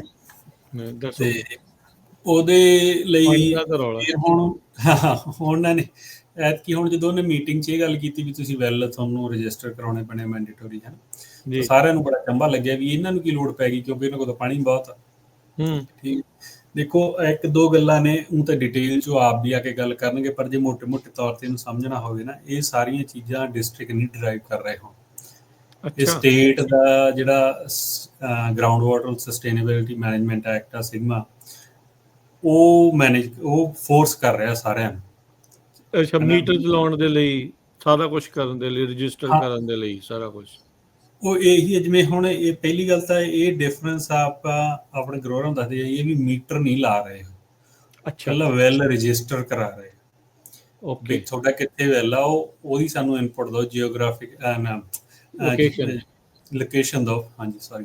ਤੇ ਉਹ ਲੋਕੇਸ਼ਨ ਸਾਡੇ ਕਿੱਡਾ ਵੈਲ ਲੱਗਿਆ, ਜੇ ਤੁਸੀਂ ਉਹ ਵੀ ਇਨਫੋਰਮੇਸ਼ਨ ਦੇਣੀ ਚਾਹੁੰਦੇ ਤਾਂ ਉਹ ਨਾਲ ਦੇ ਦਿਓ, ਕਿੰਨਾ ਪਾਣੀ ਤੁਸੀਂ ਕੱਢਦੇ ਆ। ਉਹ ਆਪਸ਼ਨਲ ਨੇ ਚੀਜ਼ਾਂ। ਜਿਹੜੀ ਜ਼ਰੂਰੀ ਚੀਜ਼ ਆ ਉਹ ਕਹਿੰਦੇ ਵੀ ਸਾਨੂੰ ਪਤਾ ਹੋਣਾ ਚਾਹੀਦਾ ਵੀ ਸਾਡੇ ਜਿਹੜੇ ਏਰੀਆ ਦੇ ਵਿੱਚ ਕਿੰਨੇ ਵੈਲ ਲੱਗੇ ਹੋਏ, ਓਕੇ। ਹੈ ਨਾ। ਤੇ ਹੁਣ ਮੈਂ ਉਹਨਾਂ ਨੂੰ ਇਹ ਪੁੱਛਿਆ ਸੀਗਾ ਵੀ ਜੇ ਵੈਲ ਤਾਂ ਕਾਊਂਟੀ ਕੋਲ ਰੈਕਡ ਹੁੰਦਾ, ਤੁਸੀਂ ਪਰਮਿਟ ਤੋਂ ਬਿਨਾਂ ਤਾਂ ਵੈਲ ਹੀ ਨਹੀਂ ਲੱਗਦਾ, ਖੈਰ ਵੈਲ ਕਾਊਂਟੀ ਲੱਗਦੇ। ਪਰਮਿਟ ਕੋਲ ਕਰਦੇ। ਉਹ 'ਚ ਕਹਿੰਦੀ ਉਹ ਬੜੀ ਗੜਬੜ ਵਾਲੀ ਗੱਲ ਹੈ, ਕਿਉਂਕਿ ਜਦੋਂ ਕੋਈ ਵੈਲ ਖੜ ਜਾਂਦਾ ਤਾਂ ਉਹ ਰਿਕੁਆਇਰਮੈਂਟ ਨਹੀਂ ਹੈਗੀ ਤੁਸੀਂ ਕਾਊਂਟੀ ਨੂੰ ਜਾ ਕੇ ਦੱਸਣਾ ਵੀ ਭਾਈ ਸਾਡਾ ਵੈਲ ਬੰਦ ਹੋ ਗਿਆ, ਅਸੀਂ ਅਬੈਂਡਨ ਕਰਤਾ। ਅੱਛਾ, ਅੱਛਾ, ਹਨਾ। ਠੀਕ ਤੇ ਹੈ। ਉਹ ਕਹਿੰਦੀ ਵੀ ਜੇ ਅਸੀਂ ਕਾਊਂਟੀ ਤੋਂ ਰੈਕਡ ਪੁੱਲ ਕਰਦੇ ਹਾਂ, ਪਹਿਲਾਂ ਤਾਂ ਵੈਲ ਨੰਬਰ ਆਫ ਵੈਲ ਜੀ ਇੰਨੇ ਜ਼ਿਆਦਾ ਹੋ ਜਾਂਦੇ ਆ ਜਿਨ੍ਹਾਂ ਦਾ ਸਾਡੇ ਨੰਬਰ ਦੀ ਯਕੀਨ ਨਹੀਂ ਆ ਰਿਹਾ। ਦੂਜੀ ਗੱਲ ਇਹ ਹੈ ਅੱਛਾ। ਵੀ ਉਹਨਾਂ ਕੋਲ ਜਿਹੜੇ ਪੁਰਾਣੇ ਵੈਲ ਉਹ ਪੇਪਰ ਕਾਪੀਆਂ ਤੇ ਆ, ਉਹਨੂੰ ਫੁੱਲ ਕਰਨ ਨੂੰ ਟਾਈਮ ਬਹੁਤ ਲੱਗ ਜਾਣਾ। ਹੂੰ, ਹੂੰ, ਹੂੰ, ਹੂੰ। ਠੀਕ ਆ। ਸੋ ਇਹ ਤੇ ਮੈਂਡੇਟਰੀ ਕਰ ਰਹੇ ਆ ਹੁਣ ਰਜਿਸਟ੍ਰੇਸ਼ਨ? ਇਹ ਮੈਂਡੇਟੋਰੀ ਆ, ਹਾਂਜੀ। ਜਿਹੜੇ ਚੱਲਦੇ ਵੈਲ ਆ ਵੀ ਸਾਰੇ ਰਜਿਸਟਰ ਕਰੋ? ਹਾਂ, ਸਾਰੇ ਰਜਿਸਟਰ ਕਰੋ, ਵੈਲ ਰਜਿਸਟਰ ਕਰੋ। ਪਹਿਲਾਂ ਜਿਹੜੀ ਉਹਦੀ ਬੇਸਿਕ ਇਨਫੋਰਮੇਸ਼ਨ ਦੇ ਦਿਓ ਵੀ ਕੌਣ ਓਨਰ ਆ, ਕਿੱਥੇ ਲੱਗਿਆ, ਕੀ ਉਹਦੀ ਲੋਕੇਸ਼ਨ ਆ, ਹੈ ਨਾ, ਕੋਆਰਡੀਨੇਟਰ ਉਹਦੇ ਕੀ ਨੇ, ਤੇ ਉਹਦਾ ਪੁਆਇੰਟ ਆਫ ਕੰਟੈਕਟ ਕੀ ਕੌਣ ਆ, ਵੀ ਜੇ ਕੱਲ੍ਹ ਨੂੰ ਉਹਨਾਂ ਨੂੰ ਰੀਚ ਆਊਟ ਕਰਨਾ ਪਵੇ। ਹੁਣ ਇਹ ਕਾਰਨ ਇਹਦਾ ਦੇਖੋ ਇਹ ਆ ਬਈ ਹਰੇਕ ਡਿਸਟ੍ਰਿਕਟ ਨੂੰ ਆਪਦੇ ਆਪ ਨੂੰ ਰੈਡੀ ਹੋਣਾ ਪੈਣਾ। ਬਾਈ ਚਾਂਸ ਕੱਲ੍ਹ ਨੂੰ, ਜਿਵੇਂ ਜਦੋਂ ਇਹਨਾਂ ਨੇ GSP ਸਬਮਿਟ ਕਰਾਈਆਂ ਸੀਗੀਆਂ ਨਾ ਸਾਰਿਆਂ ਨੇ, ਤਾਂ ਇਹਨਾਂ ਨੇ ਇੱਕ ਪਲਾਨ ਦਿੱਤਾ ਸੀ ਸਾਰਿਆਂ ਨੇ, ਹੂੰ, ਹਰੇਕ ਹੂੰ, ਡਿਸਟ੍ਰਿਕਟ। ਆਪਾਂ FID ਦੀ ਗੱਲ ਕਰ ਲਈ, ਇਹਨਾਂ ਦੇ ਪਲਾਨ 'ਚ ਇਹ ਲਿਖਿਆ ਵੀ ਅਸੀਂ ਇਸ ਤਰੀਕ ਤੱਕ ਜਾਂਦੇ ਹੋਏ ਅਸੀਂ ਵੈਲ ਰਜਿਸਟਰ ਕਰਾ ਲਾਂਗੇ, ਐਕੂਰੇਟ ਡੇਟਾ ਹੋਊਗਾ, ਰਜਿਸਟਰ ਨਹੀਂ ਵੀ ਸਾਡੇ ਕੋਲ ਵੈਲਸ ਦਾ ਐਕੂਰੇਟ ਡੇਟਾ ਹੋਊਗਾ। ਠੀਕ ਹੈ ਜੀ। ਇਸ ਤਰੀਕ ਤੱਕ ਜਾਂਦੇ ਜਾਂਦੇ ਜੇ ਸਾਡਾ ਪਾਣੀ ਦਾ ਟੇਬਲ ਇਦੋਂ ਘਟ ਗਿਆ, ਜੀ ਸਾਡੀ ਨਹੀਂ ਕੰਟਰੋਲ 'ਚ ਆਉਂਦਾ, ਤਾਂ ਅਸੀਂ ਉਹ ਵੈਲ ਦੇ ਉੱਤੇ ਮੀਟਰ ਲਾ ਦਿਆਂਗੇ। Meter okay. ਤਾਂ ਕੱਲ੍ਹ ਤਾਂ ਲੱਗਣਗੇ ਨਾ ਜੇ ਤੁਹਾਡੇ ਕੋਲ ਵੈਲ ਦਾ ਡੇਟਾ ਹੋਊਗਾ। ਹੂੰ, ਹੂੰ, ਹੂੰ, ਹੂੰ। ਫਿਰ ਇਹ ਉੱਥੇ ਜਾ ਕੇ state water resource control board ਨਹੀਂ ਇਹਨਾਂ ਨੂੰ ਉਹ ਚੀਜ਼ਾਂ ਮੰਨਦਾ ਨਹੀਂ। ਉਹ ਕਹਿੰਦਾ ਤੁਹਾਡੇ ਕੋਲ ਡੇਟਾ ਹੈਗਾ, ਉਹ ਕਹਿੰਦੇ ਨਹੀਂ, ਕਹਿੰਦਾ ਪਹਿਲਾਂ ਤੁਸੀਂ ਡੇਟੇ ਵਾਲਾ। ਫਿਰ ਉਹ ਪਲਾਨ ਦਿੰਦੇ ਨੇ ਪ੍ਰੋਪਰ ਸਟੈਪ ਬਾਏ ਸਟੈਪ। ਅੱਛਾ। ਪਹਿਲਾਂ ਅਸੀਂ ਇੱਥੇ ਵੈਲ ਰਜਿਸਟਰ ਕਰਾ ਲਾਂਗੇ, ਸਾਡੇ 'ਤੇ ਕੋਈ ਰਿਕੁਆਇਰਮੈਂਟ ਨਹੀਂ। ਇਨ ਕੇਸ ਅਸੀਂ ਕੰਟਰੋਲ ਨਹੀਂ ਕਰ ਸਕਦੇ ਜਿਹੜੀ ਓਵਰਡਰਾਫਟ ਆ, ਤਾਂ ਇਹ ਸਾਲ ਦੇ ਤੱਕ ਜਾਂਦੇ ਜਾਂਦੇ ਅਸੀਂ ਸਾਰਿਆਂ ਨੂੰ ਕਹਾਂਗੇ ਤੁਸੀਂ ਮੀਟਰ ਲਾਓ। ਫਿਰ ਅਸੀਂ ਮੀਟਰ ਮੋਨੀਟਰ ਕਰਾਂਗੇ, ਹੈ ਨਾ। ਉਹ ਵੀ ਇਹ ਨਹੀਂ ਗਾ ਵੀ ਜਿਹੜੀ ਉਹਨਾਂ ਦੀ ਥ੍ਰੈਸ਼ਹੋਲਡ ਤੋਂ ਥੱਲੇ ਜਾ ਕੇ, ਉਹ ਵਿੰਡੋ ਜਿਹੜੀ ਹੁਣ ਤੋਂ ਲੈ ਕੇ ਥ੍ਰੈਸ਼ਹੋਲਡ ਤੱਕ ਹੀ ਸਾਰੇ ਸਟੈਪ ਹੋ ਰਹੇ ਨੇ। ਇਹ ਤਾਂ ਆਪਸ਼ਨ ਹੀ ਨਹੀਂ ਨਾ ਹੈਗੀ ਵੀ ਜਿਹੜੀ ਸਟੇਟ ਨੂੰ ਥ੍ਰੈਸ਼ਹੋਲਡ ਲਿਮਿਟ ਦਿੱਤੀ ਹੈ ਵੀ ਇਦੋਂ ਪਾਣੀ ਥੱਲੇ ਨਹੀਂ ਜਾਣਾ ਚਾਹੀਦਾ, ਵੀ ਉੱਥੇ ਜਾ ਕੇ ਤੁਸੀਂ ਕੁਛ ਚੀਜ਼ ਕਰੋਗੇ, ਉਹ ਤੱਕ ਤਾਂ ਸਟੇਟ ਨੇ ਕੰਟਰੋਲ ਕਰ ਲੈਣਾ ਤੁਹਾਡੇ। ਸੋ ਇਹ ਸਾਰੀਆਂ ਚੀਜ਼ਾਂ ਸਟੈਪ ਬਾਏ ਸਟੈਪ ਇਹਨਾਂ ਦੇ ਪ੍ਰੀਕਾਸ਼ਨਰੀ ਮੈਜਰਸ ਨੇ ਹਰੇਕ ਡਿਸਟ੍ਰਿਕਟ ਦੇ, ਉਹ ਇਹ ਕਰਨ ਦੀ ਕੋਸ਼ਿਸ਼ ਕਰ ਰਹੇ। ਤੇ ਇਹਨਾਂ ਦੀ ਉਹ ਇਹ ਨਹੀਂ ਹੈਗੀ ਵੀ ਇਹ ਕਰਨ ਨਾ ਕਰ, ਇਹਨਾਂ ਕੋਲ ਕੋਈ ਆਪਸ਼ਨ ਹੀ ਨਹੀਂ ਹੈਗੀ, ਇਹਨਾਂ ਨੂੰ ਕਰਨਾ ਹੀ ਪੈਣੇ। ਆਪ ਹੀ ਉਹਨਾਂ ਨੇ ਕਿਹਾ ਸੀਗਾ ਤੇ ਹੁਣ ਉਹੀ ਚੀਜ਼ ਨੂੰ ਪੂਰਾ ਕਰਨਾ ਪੈਣਾ। ਜੇ ਹੁਣ ਆਪਾਂ ਜਦੋਂ ਆਪਾਂ ਕੁਐਸਚਨ ਕਰਨ ਲੱਗ ਜਾਂਦੇ ਹਾਂ ਤਾਂ ਆਪਾਂ ਨੂੰ ਇਹ ਤਾਂ ਹੀ ਆਪਾਂ ਜੇ ਆਪਾਂ ਗੱਲ ਕੀਤੀ ਸੀ ਕਿ ਵੀ GSP ਕਿਵੇਂ ਪੜ੍ਹਨੀ ਚਾਹੀਦੀ ਹੈ, ਥੋੜੀ ਜਿਹੀ ਬੰਦੇ ਨੂੰ ਪਤਾ ਹੋਣਾ ਚਾਹੀਦਾ ਨਾ, ਆਪਾਂ ਉਹਤੇ ਪ੍ਰੋਗਰਾਮ ਵੀ ਕਰਾਂਗੇ। ਇਹ ਸਾਰੀਆਂ ਚੀਜ਼ਾਂ ਆਲਰੇਡੀ GSP ਦੇ ਵਿੱਚ ਐਡਡ ਨੇ ਜਿਹੜੀਆਂ ਇਹਨਾਂ ਨੇ ਸਬਮਿਟ ਕਰਾਈਆਂ। ਸੋ ਦੂਜੀ ਵੱਡੀ ਗੱਲ ਇੱਥੇ ਇਹ ਆ ਜਾਂਦੀ ਹੈ ਸਮਝਣ ਵਾਲੀ ਵੀ ਆਪਾਂ ਨੂੰ ਲੱਗਦਾ ਵੀ FID ਕੋਲੇ ਅਨਲਿਮਿਟਿਡ ਪਾਣੀ ਆ ਤੇ ਉੱਥੇ ਪ੍ਰੋਬਲਮ ਨਹੀਂ ਆਉਣੀ। ਇਨ ਦਾ ਸੈਂਸ ਇੱਕ ਤਰੀਕੇ ਨਾਲ ਇਹ ਗੱਲ ਸਹੀ ਵੀ ਹੈ, ਉਹਨਾਂ ਕੋਲ ਪਾਣੀ ਦੀ ਓਵਰਡਰਾਫਟ ਨਹੀਂ ਹੈਗੀ ਹੈ ਨਾ। ਇਨਫੈਕਟ ਉਹ ਪੋਜ਼ਿਟਿਵਲੀ ਰੀਚਾਰਜ ਕਰਦੇ ਆ ਹਰੇਕ ਸਾਲ ਬੇਸਡ ਔਨ ਜਿਹੜੇ ਉਹਨਾਂ ਨੇ ਨੰਬਰ ਸਬਮਿਟ ਕੀਤੇ। ਪਰ state water resource control board FID ਨੂੰ ਨਹੀਂ ਮੈਨੇਜ ਕਰਦਾ, monitor. State water resource control board ਪੂਰਾ ਨਾਰਥ ਕਿੰਗਜ਼ ਰਿਵਰ ਦੀ ਸਾਰੇ ਬੇਸਿਸ ਨੂੰ ਕਰਦਾ, ਜਿਹਦੇ 'ਚ 7 GSA ਆਉਂਦੇ। ਓਕੇ। ਸੋ ਜਿਹੜੀ ਕਿੰਗਜ਼ ਰਿਵਰ ਆ ਉਹ ਸਾਰਾ ਉਹਦੀ ਓਵਰਡਰਾਫਟ ਆ 1,30,000 ਏਕੜ ਫੁੱਟ ਸਾਲ ਦੀ। ਠੀਕ ਹੈ। ਸੋ ਉੱਥੇ ਉਹ ਨੈਗੇਟਿਵਲੀ ਸ਼ੋ ਹੋ ਰਿਹਾ ਤੇ state water resource control board local ਇੱਕ ਡਿਸਟ੍ਰਿਕਟ ਨੂੰ ਨਹੀਂ ਦੇਖਦਾ, ਉਹ ਸਾਰੇ ਬੇਸਨ ਨੂੰ ਦੇਖਦਾ। ਸਾਰਿਆਂ ਨੂੰ ਓਵਰਆਲ ਪੋਜ਼ਿਟਿਵਿਟੀ ਚਾਹੀਦੀ ਉਹਨਾਂ ਨੂੰ। ਹਾਂ, ਸੋ ਫਿਰ ਉਸ ਕਰਕੇ ਸਾਰਿਆਂ ਨੂੰ ਐਕਸ਼ਨ ਲੈਣੇ ਪੈਣੇ ਨੇ। ਠੀਕ ਹੈ ਜੀ। ਉਹਦੇ ਚ ਭਾਵੇਂ ਇਕੱਲਾ ਮੈਕਸਾਈ 91,000 ਏਕੜ ਫੁੱਟ ਦੀ ਓਵਰਡਰਾਫਟ ਕਰ ਰਿਹਾ ਇਕੱਲਾ ਇੱਕ ਡਿਸਟ੍ਰਿਕਟ, ਤੇ ਪਰ ਉਹਨਾਂ ਨੇ ਜਾਂ ਤਾਂ ਵੀ ਕੇਸ ਉੱਥੇ ਚਲਿਆ ਜਾਵੇ ਜਿਵੇਂ ਆਪਾਂ ਨੂੰ ਇੱਕ ਦੇਖਣ ਨੂੰ ਮਿਲਿਆ ਈਸਟਰਨ ਟੂਲੀ ਦੇ ਵਿੱਚ, ਜਿਹੜਾ ਉਹ ਬੇਸਨ ਸੀ ਉਹਦੇ 'ਚ ਗੁੱਡ ਐਕਟਰ ਕਰਕੇ ਇੱਕ ਡਿਸਟ੍ਰਿਕਟ ਨੂੰ ਛੱਡ ਦਿੱਤਾ ਵੀ ਤੁਸੀਂ ਸਾਰਾ ਕੁਝ ਕਰ ਰਹੇ ਆ, ਤੁਹਾਡੀ ਓਵਰਡਰਾਫਟ ਵੀ ਹੈ ਨਹੀਂ, ਤਾਂ ਤੁਹਾਡੇ ਤੇ ਰਿਪੋਰਟਿੰਗ ਵਾਲੀਆਂ ਰਿਕੁਆਇਰਮੈਂਟਸ ਨਹੀਂ ਹੈਗੀਆਂ, ਹਾਲਾਂਕਿ ਸਾਰਾ ਬੇਸਨ ਪ੍ਰੋਬੇਸ਼ਨ ਤੇ ਹੀ। ਠੀਕ ਹੈ। ਸੋ ਉਹ ਇਹ ਚੀਜ਼ਾਂ ਤਾਂ ਆਪਸ਼ਨਸ ਹੋ ਸਕਦੀਆਂ ਹੁੰਦੀਆਂ ਕੱਲ ਨੂੰ ਵੀ, ਜਦੋਂ ਬੇਸਨ ਚਲੋ ਮੰਨ ਲਓ ਵੀ ਇਹ ਨਹੀਂ ਕੰਟਰੋਲ 'ਚ ਆਉਂਦੇ, ਓਵਰਡਰਾਫਟ ਦੀ ਨਹੀਂ ਘਟਦੀ, ਤਾਂ state water resource control board take over ਕਰ ਲੈਂਦਾ। ਤੇ ਮਗਰ ਉਹ ਕਹਿੰਦਾ ਵੀ ਠੀਕ ਹੈ ਜੀ FID ਓਵਰਡਰਾਫਟ ਨਹੀਂ ਕਰ ਰਹੀ, ਇਹ ਸਾਰਾ ਕੁਝ ਕਰ ਰਹੇ, ਜਿੰਨੀਆਂ ਵੀ ਇਹਨਾਂ ਨੂੰ ਮੈਨੇਜਮੈਂਟ ਪ੍ਰੈਕਟਿਸ ਕਰਨ ਦੀ ਲੋੜ ਆ, ਜਿਵੇਂ ਇਹਨਾਂ ਨੇ ਵੈਲ ਦੇ ਡੇਟਾ ਹੈਗਾ, ਇਹ ਮੀਟਰ ਵੀ ਲੱਗੇ, ਸਾਰਾ ਕੁਝ ਹੈ ਨਾ, ਇਸ ਕਰਕੇ ਇਹਨੂੰ ਅਸੀਂ ਗੁੱਡ ਐਕਟਰ ਦੇ ਬਿਹਾਫ ਤੇ ਇਹਨੂੰ ਛੱਡ ਦਿੰਦੇ ਵਿੱਚ ਬਖਸ਼ਤਾ। ਹਾਂ, ਪਰ ਜਿਹੜੀਆਂ ਪ੍ਰੈਕਟਿਸ ਨੇ, ਜਿਹੜੀਆਂ ਮੈਨੇਜਮੈਂਟ ਕੰਟਰੋਲਸ ਨੇ ਜਾਂ ਇੰਜੀਨੀਅਰਿੰਗ ਕੰਟਰੋਲਸ ਨੇ, ਉਹ ਸਾਰਿਆਂ ਨੂੰ ਆਪਦੇ ਕਰਨੇ ਹੀ ਪੈਣੇ ਨੇ ਕੰਪਲੀਟ। ਸੋ ਉਹਦਾ ਹੀ ਪਾਰਟ ਹੈ ਇਹ ਵੈਲ ਰਜਿਸਟਰ ਕਰਾ ਰਹੇ ਆ ਸਰ। ਠੀਕ ਆ। ਸੋ ਚਲੋ ਇਹ ਪਹਿਲਾ ਸਟੈਪ ਆ, ਤੇ ਜਿੱਦਾਂ ਤੁਸੀਂ ਕਿਹਾ ਵੀ ਜੇ ਵੈਲ ਰਜਿਸਟਰਡ ਹੋਣੇ ਆ ਤਾਂ ਮੀਟਰ ਵੀ ਇਵੈਂਚੁਅਲੀ ਜਿਹੜੇ ਆ ਉਹ ਲੱਗਣਗੇ। ਅੱਛਾ, ਆਈ ਥਿੰਕ ਬਹੁਤ ਸਾਰੇ ਸੁਣਨ ਵਾਲੇ ਵੀ ਉੱਦਾਂ ਦਾ ਤੁਹਾਡੇ ਨਾਲ ਕਰਦਿਆਂ ਨੂੰ ਪ੍ਰੋਗਰਾਮ ਕਿੰਨਾ ਚਿਰ ਹੋ ਗਿਆ, ਫਿਰ ਵੀ ਬੇਸਿਨ ਡਿਸਟ੍ਰਿਕਟ GSA ਇਹਦੇ ਵਿੱਚ ਅਜੇ ਵੀ ਬੰਦਿਆਂ ਨੂੰ ਬਹੁਤ ਜ਼ਿਆਦਾ ਜਿਹੜੀ ਕਨਫਿਊਜ਼ਨ ਜਿਹੜੀ ਉਹ ਰਹਿੰਦੀ ਆ। ਜਿਹੜਾ ਕਿੰਗਜ਼ ਰਿਵਰ ਦਾ ਇਹ ਬੇਸਿਨ ਆ, ਉਹਦੇ ਅੰਡਰ GSA ਆ, ਉਹਦੇ ਅੰਡਰ ਡਿਸਟ੍ਰਿਕਟਸ ਆ, ਜਾਂ ਕਿੱਦਾਂ ਹਾਇਰਾਰਕੀ ਕਿੱਦਾਂ ਬਣਦੀ ਹੈ ਇਸ ਚੀਜ਼ ਦੀ? ਦੇਖੋ, ਇਹ ਸੌਖੀ ਭਾਸ਼ਾ 'ਚ ਸਮਝਣਾ ਹੋਵੇ ਨਾ, ਜਿਹੜਾ ਕਿੰਗਜ਼ ਰਿਵਰ ਆ, ਜਿਹੜਾ ਦਰਿਆ ਆ ਜਾਂਦਾ ਕਿੰਗਜ਼ ਜੀ, ਜਿਹੜਾ ਇਹ ਅੰਡਰ ਏਰੀਆ ਇਹਦੇ ਅੰਡਰ ਆਉਂਦਾ, ਜਿੱਥੇ ਜਿੱਥੇ ਇਹਦੀ ਇਰੀਗੇਸ਼ਨ ਪਾਣੀ ਦੀ ਮਾਰ ਆ, ਉਹਦਾ ਥੱਲੇ ਕੌਲਾ ਬਣਿਆ ਹੋਇਆ, ਉਹ ਇੱਕ ਬੇਸਨ ਆ, ਥੱਲੇ ਉਹ ਹੀ ਬਣਿਆ ਹੋਇਆ। ਠੀਕ ਹੈ, ਥੱਲੇ ਦਰਿਆ ਜਿਹੜਾ, ਠੀਕ ਹਾਂ, ਥੱਲੇ ਜਿਹੜਾ ਬੋਲ ਆ ਉਹਦਾ ਬੇਸਨ ਹੈ, ਕਿੰਗਜ਼ ਰਿਵਰ ਦਾ ਬੇਸਨ। ਠੀਕ ਹੈ। ਉਸ ਬੇਸਨ ਨੂੰ ਮੋਨੀਟਰ ਕਰਦੇ ਆ state water resource control board. ਠੀਕ ਹੈ। ਉਸ ਬੇਸਨ ਦੇ ਵਿੱਚ ਮਲਟੀਪਲ GSA ਹੋ ਸਕਦੇ। GSA ਕੀ ਹੈ? ਗਰਾਊਂਡ ਵਾਟਰ ਸਸਟੇਨੇਬਿਲਿਟੀ ਏਜੰਸੀਜ਼, ਹੈ ਨਾ, ਜਾਂ ਵਾਟਰ ਡਿਸਟ੍ਰਿਕਟ ਪਹਿਲਾਂ ਉਹਨੂੰ ਇਹ ਕਹਿੰਦੇ ਸੀ, GSA ਨਵਾਂ ਨਾਮ ਬਣ ਗਿਆ ਨਾ। ਉਹਦੇ 'ਚ ਜੇ ਕਿੰਗਜ਼ ਰਿਵਰ ਦੇ ਵਿੱਚ 7 ਨੇ, ਜਿਵੇਂ ਇੱਕ FID, ਫਿਰ CID ਆ, ਅਲਟਾ, ਮੈਕਮਿਲਨ ਆ, ਜੇਮਸ ਆ, ਹੈ ਨਾ, ਨਾਰਥ ਫੋਰਕ ਆ। ਸੋ ਇਹ 7 ਡਿਸਟ੍ਰਿਕਟ ਹੈਗੇ ਨੇ ਜਿਹੜੇ ਰਲਾ ਕੇ ਕਿੰਗਜ਼ ਰਿਵਰ ਦਾ ਇੱਕ ਬੇਸਨ ਬਣਾਉਂਦੇ ਆ। ਠੀਕ ਹੈ। ਸਾਰਿਆਂ ਦਾ ਅੱਡ ਏਰੀਆ, ਜਿਵੇਂ FID ਕੋਲ 2.5 ਲੱਖ ਏਕੜ FID ਕੋਲੇ ਆ, ਸਾਰਿਆਂ ਦੀ ਅੱਡ ਏਕੜ, ਸਭ ਤੋਂ ਵੱਡਾ ਇਹ 'ਚ FID ਆਉਂਦਾ ਬਾਏ। ਠੀਕ ਹੈ ਜੀ। ਸੋ ਜਦੋਂ state water resource control board ਨੇ ਸਿਗਮਾ ਦੇ ਅੰਡਰ ਕਿਹਾ ਸੀ, ਉਹਨਾਂ ਨੇ ਪਲਾਨ ਕਿੰਗਜ਼ ਰਿਵਰ ਦਾ ਮੰਗਿਆ ਸੀ, ਇਕੱਲੇ GSA ਜਾਂ ਇੱਕ ਡਿਸਟ੍ਰਿਕਟ ਦਾ ਤੋਂ ਨਹੀਂ ਮੰਗਿਆ ਸੀ। ਕਹਿੰਦੇ ਸੀਗੇ ਵੀ ਆਹ ਰਿਵਰ ਦਾ ਬਣਾਓ, ਇਹ 'ਚ ਕਿਹੜੀਆਂ ਪਾਰਟੀਆਂ ਨੇ, ਜਾਂ ਤਾਂ ਤੁਸੀਂ ਇਕੱਠੇ ਹੋ ਕੇ ਦੇ ਦਿਓ, ਜਾਂ ਤੁਸੀਂ ਆਪਦੇ ਅੱਡ ਬਣਾ ਲਓ। ਅੱਡ ਬਣਾਉਣ ਤੇ ਉਨਾ ਹੀ ਖਰਚਾ ਹੋ ਜਾਂਦਾ ਫਿਰ ਹਰੇਕ ਨੂੰ ਆਪਦਾ ਬਣਾਉਣ ਲਈ, ਹੈ ਨਾ। ਤੇ ਜਿਹੜਾ ਲੋਕਲ ਕੰਟਰੋਲ ਦੇ ਅੰਡਰ ਫਿਰ ਸਾਰੇ ਜਿਹੜੇ ਹੋਇਆ ਕਿ ਜਨਰਲੀ 1-2 ਐਕਸੈਪਸ਼ਨਸ ਨੂੰ ਛੱਡ ਕੇ ਜਿੰਨੇ ਵੀ ਕਿੰਗਜ਼ ਰਿਵਰ ਵਾਲੇ ਸਬ ਬੇਸਨ ਦੇ ਸਾਰੇ GSA ਇਕੱਠੇ ਹੋ ਗਏ, ਉਹਨਾਂ ਨੇ ਇੱਕ GSP ਬਣਾਈ, ਉਹ state water resource control board ਨੇ ਸਬਮਿਟ ਕੀਤੀ। ਇੰਟਲੈਰੀ ਲੇਕ ਬੇਸਨ ਦੀ ਇੱਕ GSP ਆ, ਈਸਟਰਨ ਟੂਲੀ ਦੀ ਇੱਕ GSP ਆ, ਤੇ ਪਰਲੇ ਪਾਸੇ ਕਰਨ ਦੀ ਇੱਕ ਆ, ਹੈ ਨਾ। ਸੋ ਸਾਰਿਆਂ ਦੀ ਜਿਹੜਾ ਮਡੇਰਾ ਚੌਚਲਾ ਦੀ ਇੱਕ ਆ। ਸੋ ਉਹ ਸਾਰੇ ਮਤਲਬ ਉਹ ਫਿਰ ਉਹ ਇੱਕ GSP ਦੇ ਵਿੱਚ ਮਲਟੀਪਲ GSA ਜਾਂ ਡਿਸਟ੍ਰਿਕਟ ਹੋ ਸਕਦੇ ਆ, ਜਿਹੜੇ ਕਿੰਗਜ਼ ਰਿਵਰ 'ਚ 7 ਨੇ। ਜੀ। ਚਲੋ ਇਹ ਵੀ ਚਲੋ ਥੈਂਕ ਯੂ, ਤੁਸੀਂ ਇਸ ਦੀ ਜਿਹੜੀ ਕਲੈਰਿਟੀ ਦਿੱਤੀ। ਅੱਛਾ, FID ਦੇ ਨਾਲ ਹੀ CID ਆ ਜਿਨ੍ਹਾਂ ਦੀ ਤੁਸੀਂ ਗੱਲ ਕਰ ਰਹੇ ਸੀ, ਉੱਥੇ ਜਿਹੜਾ 218 ਇਲੈਕਸ਼ਨ ਆ ਰਹੀ ਆ, ਕੀ ਹੈ ਪੂਰਾ ਮਸਲਾ ਇਸ ਟਾਈਮ ਜੋ ਚੱਲ ਰਿਹਾ, ਜੋ ਰੀਸੈਂਟਲੀ ਪਾਰਲੀਮੈਂਟ ਦੇ ਵਿੱਚ ਇਸ ਬਾਬਤ ਮੀਟਿੰਗ ਵੀ ਹੋਈ ਸੀ? ਹਾਂਜੀ, ਨਹੀਂ ਉਹਨਾਂ ਨੇ ਨਾ ਆਪਣੇ ਗਰੋਥ ਮੀਟਿੰਗ ਕਰਨੀਆਂ ਸ਼ੁਰੂ ਕਰ ਦਿੱਤੀਆਂ। 218 ਇਲੈਕਸ਼ਨ ਕਰਾਉਣਾ ਅਗਸਤ ਦੇ ਵਿੱਚ ਮੈਨੂੰ ਲੱਗਦਾ, ਤੇ ਉਹਦੇ 'ਚ ਲੋਕਾਂ ਨੂੰ ਦੱਸ ਰਿਹਾ ਵੀ ਅਸੀਂ ਕਿਉਂ ਕਰਵਾ ਰਹੇ ਹਾਂ, ਹੈ ਨਾ। ਤੇ ਬੇਸਿਕਲੀ ਮੋਟਾ ਮੋਟਾ ਸਮਝਣਾ ਹੋਵੇ, ਉਹਨਾਂ ਦੀ ਫੀਸ ਹੁਣ ਹੈਗੀ $53 ਏਕੜ ਦੇ, ਤੇ ਉਹ ਕਹਿੰਦੇ ਆ ਵੀ ਅਗਲੇ ਸਾਲ ਅਸੀਂ 74 ਕਰ ਦੇਣੇ, ਮੈਨੂੰ ਲੱਗਦਾ 74 ਰਾਈਟ, ਜਿਹੜੇ ਗ੍ਰੈਵਿਟੀ ਫੈਡ ਨੇ, ਹੈ ਨਾ। ਉਹ 'ਚ ਵੀ 4-5 ਸੈਕਸ਼ਨ ਆ ਜਾਂਦੇ। ਹਾਂ, ਹੁਣ 53 ਨੇ, ਅਗਲੇ ਸਾਲ 74 ਹੋ ਜਾਣਗੇ, ਉਦੋਂ ਅਗਲੇ ਸਾਲ 126 ਹੋ ਜਾਣਗੇ ਫਿਰ। ਠੀਕ ਹੈ ਜੀ, ਡਬਲ ਤੋਂ ਵੀ ਜ਼ਿਆਦਾ ਜਾਣੀ ਉਹਨਾਂ ਦਾ ਕਰਨਾ, 2.5 ਗੁਣਾ ਹੀ ਆਲਮੋਸਟ ਹੈਗਾ ਜਿਹੜਾ ਜਿਹੜੀ ਉਹਦੀ ਰਿਕੁਐਸਟ ਹੈ ਨਾ। ਠੀਕ ਹੈ। 218 ਇਲੈਕਸ਼ਨ ਹੋਊਗਾ, ਹੁਣ ਉਹ 'ਚ ਵੋਟਿੰਗ ਹੋਊਗੀ, ਸਾਰੇ ਜਿਹੜੇ ਮੈਂਬਰਸ ਨੇ CID ਦੇ ਕੰਸੋਲੀਡੇਟਡ ਇਰੀਗੇਸ਼ਨ ਡਿਸਟ੍ਰਿਕਟ ਦੇ, ਉਹ ਯੈਸ ਔਰ ਨੋ ਦੀ ਆਪਸ਼ਨ ਹੈ। ਬੈਲਟ ਘਰੇ ਆ ਗਏ ਆ ਸਾਰਿਆਂ ਦੇ, ਮੈਨੂੰ ਮੇਰੇ ਦੋਵੇਂ ਖੇਤਾਂ ਦੇ ਆ ਗਏ ਹਨ। ਠੀਕ ਹੈ। ਤੇ ਤੁਹਾਡਾ ਉਹ CID ਅੰਡਰ? ਇਹ ਦੋ, ਇੱਕ ਜਿਹੜੀ ਇਧਰਲੀ ਪ੍ਰਾਪਰਟੀ 'ਚ ਅੱਧਾ CID ਅੰਡਰ ਆ, ਅੱਧਾ FID ਅੰਡਰ। ਅੱਛਾ, ਪਰਲਾ ਜਿਹੜਾ ਖੇਤ ਉਹ ਸਾਰੇ CID। ਹੁਣ ਕੌਲਾਂ ਦੇ ਥੱਲੇ ਰੇਕੀ ਹੈ। ਹਾਂਜੀ, ਕੌਲਾਂ ਦੇ ਥੱਲੇ ਰੇਕੀ ਆ, ਤੇ ਦੇਖ ਲਓ ਦੋਨਾਂ ਦੇ ਪਲਾਨ ਵੱਖੋ ਵੱਖਰੇ ਹੋਣੇ। ਹਾਂ, ਆਪਣੇ ਉਹ ਬਾਉਂਡਰੀ ਬਣਦੀ, ਆਪਣਾ ਤਾਂ ਅੱਧਾ ਪਾਰਸਲ CID 'ਚ, ਅੱਧਾ FID 'ਚ, ਸੋ ਐਵੇਂ ਕਾਫੀ ਹੈਗਾ ਆਪਣਾ ਕੰਪਨੀ, ਆਪਾਂ ਬਾਰਡਰ ਤੇ ਬੈਠੇ ਜਮਾ। ਠੀਕ ਆ।